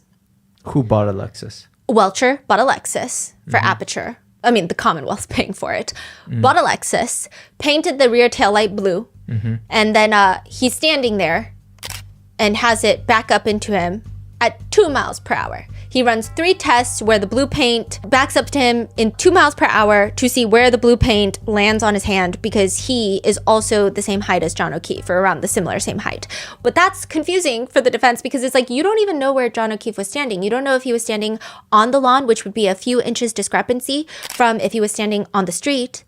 So if you don't know where he's standing, and these few inches make vastly different results for a test like this, what kind of test are you running? Also, you're running the test at 2 miles per hour. Yeah. The Commonwealth is claiming that she hit him at over 20 miles per hour. How can you even run a test like that? Yeah. So they're asking, You didn't do a blue paint test with the vehicle going at 20 miles per hour, correct? That is correct. I was not going to hit myself with a Lexus at 20 miles an hour. You could have done other tests where the vehicle was going at 20 miles per hour if you used a crash test dummy, correct? Welcher gives a lengthy explanation of why he didn't do that, but it just sounds like why you didn't do your homework. It doesn't really make that much sense. Alessi is so over Welcher. He just tells Welcher, you don't have the point of impact. You don't know where in the road there was impact. You don't have anything. The purpose of your blue paint test was, quote, the focal point is what? So that was the focal point of that test. The focal point of the purpose of that test was to show the contact width and location of how someone of Mr. O'Keefe's height, which happens to be me, contacts, and where it would contact where the broken taillight was. So no, that was the focal point of the testing. That's why I did the testing. That's why we're calling it paint transfer testing. Okay, so his test is trying to show that John O'Keefe's arm broke the taillight. But that's not the test. The test is it just touched the taillight. because you can't prove it broke the taillight if you don't test at the speed. Yeah. And it Exactly. Yeah, put a dummy there and but or something. At one point he gets very aggressive and he just argues, It's certainly possible. It's possible it could have shot off into space as an engineer, but not probable. Oh, you think it's possible that it could have been shot off into space, sir? As an engineer, it's a possibility. It's a possibility that Absolutely. this Lexus could have been shot off into space. Highly, highly unlikely. But Right. again, you're asking an engineer about possibilities and probabilities. Let's get back to reality. netizens are commenting, apparently this guy thinks that John's arm blew up the taillight into 47 pieces without breaking a single bone. He couldn't answer a yes or no question if asked if it's sunny outside right now. This clown did his own 2-mile-per-hour crash, did ridiculous paint tests, and admits that engineering has thousands of possibilities, including launching the Lexus into space. Another one says basically they're doing costume changes, lying on the stand, and finger painting to get paid by taxpayers, which they're getting paid a lot. The Commonwealth paid nearly $400,000 to Aperture for the testing. Whoa. And it was dumb. Like, Yes. the test was useless. Useless. Which brings us to the defense witnesses, Dr. Daniel Wolf and Dr. Andrew Rent. And they are called Crash Daddy. Mainly, Dr. Wolf is called Crash Daddy. He's Honorable Crash Daddy number 2. And there was a whole ordeal that Hank Brennan was fighting tooth and nail to make sure that they don't come in for the second trial. It was a whole thing. They bring in ARCA, the 2 Crash Daddies. Now, ARCA was originally hired by the FBI, and they are a formal accident reconstruction company that are hired by law firms that work primarily with car insurance companies, insurance carriers, and they also have multiple contracts with the Department of Defense, the DoD, for accident reconstructions. Their CVs filled to the brim. Like, if anybody knows anything about car accidents, they know, and we know they know because the prosecutors could not question their CVs. Yeah, and it sounded like they are the people to hire for something like this. Ask the expert. Here's the expert. Yes. But the prosecutor never reached out to like a formal, official. Aperture is supposed to be. Okay. Yeah. I think netizen speculation is that they had to reach out to Aperture, or a company that maybe some people subjectively, in their opinion, think is not as reputable as ARCA, because ARCA would probably not lie. And ARCA is perhaps too smart. And ARCA would tell you straight up, which is what they do on the stand. They both state John's injuries are inconsistent with a crash.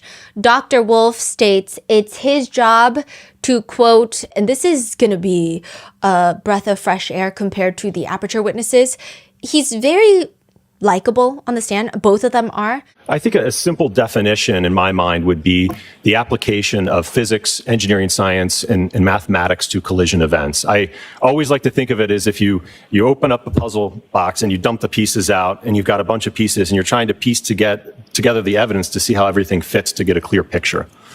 Unlike any of the prosecution witnesses, he says, Back in 2012, I received a Bachelor of Science in Engineering from James Madison University, along with a minor in mathematics. Some of my courses while at JMU included courses in physics, statics, dynamics, kinematics, material science, along with your other engineering sciences. Subsequent to my undergraduate degree, I then went on to the University of Delaware to pursue my PhD in electrical and computer engineering with a concentration in electromagnetics and photonics. In addition to my undergraduate degree and my PhD, I've continued to take courses through Northwestern University in crash reconstruction. Some of those courses have included human factors, lighting. I've taken courses on electronic vehicle data, photogrammetry, three-dimensional laser scanning. So I've continued to take courses subsequent to graduating. Yeah. right off the bat, they sound a lot more credible. They also, yes. Are you saying both of these were also in trial 1? Yes. And they try to get them banned from trial 2.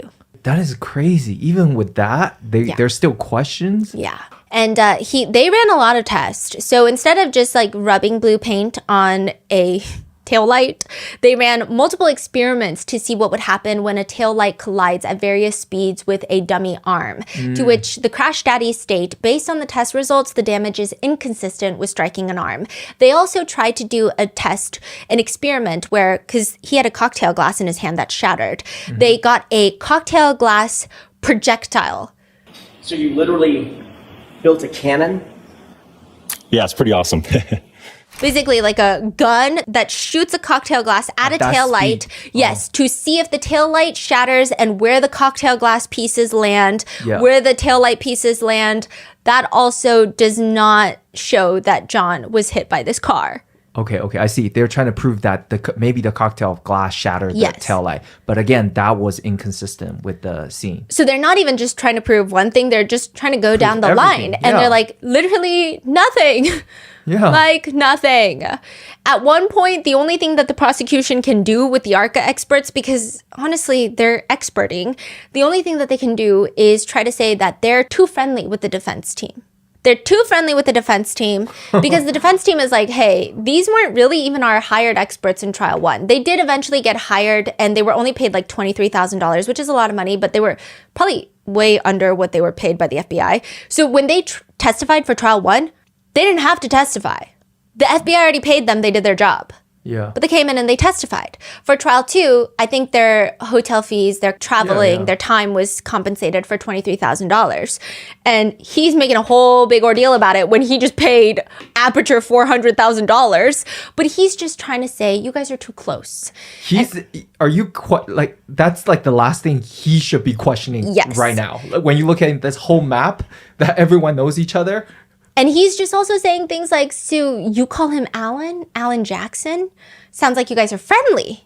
And Crash Daddy is like, what are you talking about? It's literally, I've become familiar with him over the years, so I call him Alan. And then I think he becomes a meme at this point because he says, what would you call me? And everyone's like, are you jealous of Crash Daddy? Like, what do you want him to call you? It seemed like people have been putting romantic music and like, what would you call me then? And he just says, probably Mr. Brennan. And everyone's just like, okay. And then at one point, Dr. Rent, Honorable Crash Daddy number 2, he throws shade at Aperture and he says, well, the blue paint test is the only test that he performed. And he referenced that test for his opinion that the position and lacerations are consistent with the taillight cover. So if that test was not intended to signify or demonstrate the orientation of the arm, that's the only test he did. So if it doesn't represent that, it's really meaningless in his analysis and conclusions. He's saying, what was the test for? I don't know what you did a test and it failed, so you have no answer. So what did you do that for? So why are you showing us this test? Exactly. Because this test means nothing. Yes. That's a stupid test. Yes. Which is how a lot of netizens feel. And they feel that Crash Daddy's dimples alone would have them believe them. And then the next problem is, if it's not caused by the arm, if we believe ARCA, then what could it be caused by? Now we bring up Chloe once more. The prosecution brings Terry Kuhn. She works for UC Davis at the veterinary genetics lab in the forensic unit. She's the DNA technical lead, and she's been doing this for 25 years. She had tested swabs sent in by the MSP and tested it for dog canine DNA, which it showed negative. But it did show positive for pig DNA, which she says could happen when you have pork or any sort of pig cold cuts or anything of that sort. So it doesn't necessarily say that he was at a pig farm or anything of that. But people thought it was very interesting that there's no dog DNA. But when the defense really gets into the nitty-gritty of it all, they're asking her, do you know where the swabs came from? It was pulled from John's t-shirt that was laying on the hospital floor. So there's a lot of questions of that, and the defense is just saying just because there was no dog DNA does not mean anything. In fact, dog DNA should have been taken from the arm. Like any swab should have been taken from John O'Keefe's arm. And even then, if those are claw marks, it would have been very difficult to find dog DNA because usually you need saliva to indicate these animal DNA factors. The defense bring in their own witness, an older doctor by the name of Dr. Marie Russell. And I don't know why, but Auntie Bev has beef with her for no reason, because during a voir dire, so voir dire is not just jury selection, it could be like vetting of witnesses when the jury is not around. There's a voir dire of Dr. Marie Russell. And Auntie Bev is like, because it's a voir dire, I can ask questions. And everyone is like, I have never seen a judge ask questions. I mean, judges will sometimes ask questions when it's jury selection to make sure that everything is impartial, the jurors are all good, but this is weird. All right, so since this is a voir dire, I get to ask questions, doctor? So yes, I okay. just have a couple of questions for you. I don't think I really heard you. So could you tell me again what your opinion is and to what degree you hold that opinion? Yes. Dr. Russell is very sharp. She is a professional dog bite expert. Her resume is as good as the ARCA experts. Residency at USC Level 1 Trauma Center, then forensic pathology residency at the LA County Coroner's Office. She has been studying dog bites for a very long time. She has probably seen maybe 1,000 dog bites, and she says, I believe that these injuries were sustained by an animal, possibly a large dog, because of the pattern of the injuries. Fascinating. yes. And a lot of people online say, hey guys, I'm not an expert, but I've been bitten by a dog. I've been clawed at by a dog. And look, also people say that there are rumors that Chloe was supposed to be a canine dog in training, but failed out of the academy. And canine dogs are trained to bite the arm. You know, when they have those marshmallow arms. So it's very interesting that it's only one arm and she's allegedly been on very strongly. The only rebuttal that the Commonwealth has to Dr. Russell's testimony is that bite analysis science is pseudoscience. I agree, but hold on. They're conflating two different things. Bite analysis science is pseudoscience when you look at bite indentations on like a person's arm. Let's say someone bit my arm. Yeah. And they take a picture of this and they bring up scans of people's teeth. And they say, does person 1 fit? Does person 2 fit? Does person 3 fit? It's person 3. Convict them. That is pseudoscience. It's very hard to identify the individual. But that's not what Dr. Marie Russell's doing. She's saying, I mean, you can kind of tell when it's a dog bite. I'm not saying which dog it is. I'm not saying which breed of dog it is. I'm just telling you, these are very consistent with what I have seen are dog bites because I study dog bites. Wow. Yeah, but they're saying, no, bite science is pseudoscience. And she's like, I'm not saying I'm going to tell you which dog, which breed of dog, but this is very weird. Yeah. People think it's so crazy that this is happening. So then just bring in Chloe, right, to examine her. Well, defense attorney Jackson says, I want access to that dog. I might want to measure its claws. I might want to measure its teeth. I might want to have a forensic veterinarian look at the dog, examine the dog. And then we find out that the Alberts got rid of the dog. Their family pet, they get rid of Chloe and rehome her in Vermont. Insane. The defense is saying that the Commonwealth never gave them any sort of information. They gave them some random vet form of a dog that's not even named Chloe on the vet forms of like random people from Vermont. And they're like, who are these people? We don't even know if that's Chloe. Who's to say that's Chloe? That could be a different German Shepherd. Who's to say the Brian Alberts don't find a different German Shepherd? And it's like, that's Chloe. See, the teeth don't match. See, everything doesn't match. Oh my gosh. So they ask the McAlberts why they got rid of Chloe, and they say that recently, right before they rehomed Chloe, it's not because of John O'Keefe, it's because Chloe bit another dog, and then the two owners of the dog, two women that were walking that dog, tried to stop Chloe, and Chloe attacked the two women. They ended up in the hospital. One of those two women later reached out to Vanity Fair and said, I was scared because after I got out of the hospital, I was reached out to by Kevin Albert, a Canton police officer who's asking me, how can we make this go away? Whoa. Allegedly. Whoa. But they rehomed the dog. I think this is one of those cases where I'm getting very confused because a lot of the information seems like it's not subjective. A lot of the digital forensic information of how long to die in the cold should not be subjective. The crash experts should not be subjective, but somehow everything has become subjective. Everything has become, will you believe this party or this party? But I thought digital forensics, physics were typically objective things in the court of law. So this case hates her and her new best friend, Jen McCabe. She says, I don't know why they're making Jen McCabe a villain. All she did was answer the same phone call I did. Karen called her. She didn't call Karen. It's so stupid and bizarre. We put our asses on the line for 3.5 years, 2 trials to help the state of Massachusetts.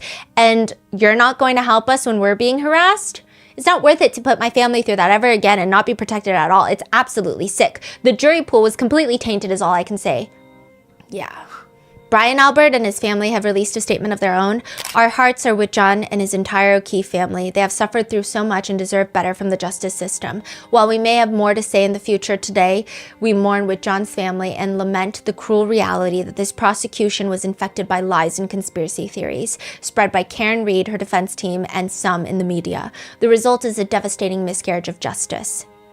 ATF Brian Higgins has remained quiet, except there are rumors and sources floating around the internet that he was seen drunk at a bar where he was telling a buddy of his, "All I did was pull the dog off." We don't know if this is true. This could be completely a made-up lie. Brennan has made a statement after this case. He says, DA Michael Morrissey appointed me, giving me full discretion to independently assess this case and follow the evidence no matter where it led. After an independent and thorough review of all the evidence, I concluded that the evidence led to one person and one person only. Neither the closed federal investigation nor my independent review led me to identify any other possible suspect or person responsible for the death of John O'Keefe. The campaign of intimidation and abuse that has been waged, funded, and promoted in public and on social media is the antithesis of justice. If this type of conduct becomes commonplace, it will threaten the integrity of our judicial system, affecting both victims and criminally accused. Jackson states, the Commonwealth would rather simply condemn the jury in its fair and lawful verdict. The O'Keefe family have since filed a wrongful death suit against Karen Reed, CF McCarthy's, the first bar that John and Karen went to, and then Waterfall Bar, saying that they overserved. And they are seeking about $50,000 in damages for, quote, conscious pain and suffering and profound emotional distress. Karen states the timing is very weird. She says that they could have sued me right when John O'Keefe passed, but they sued me after they found out that she wasn't going to prison. As for the kids, she really cares for those kids. And she says they've been exploited and brought into a trial they have no business being in. The hope for me is that one day one of them will grow up and dig into this case and be ambitious enough to say, I need to see everything. Jackson states about Karen and her criminal trials, make no mistake, it's not that the Commonwealth didn't prove that she's guilty. We proved that she's innocent.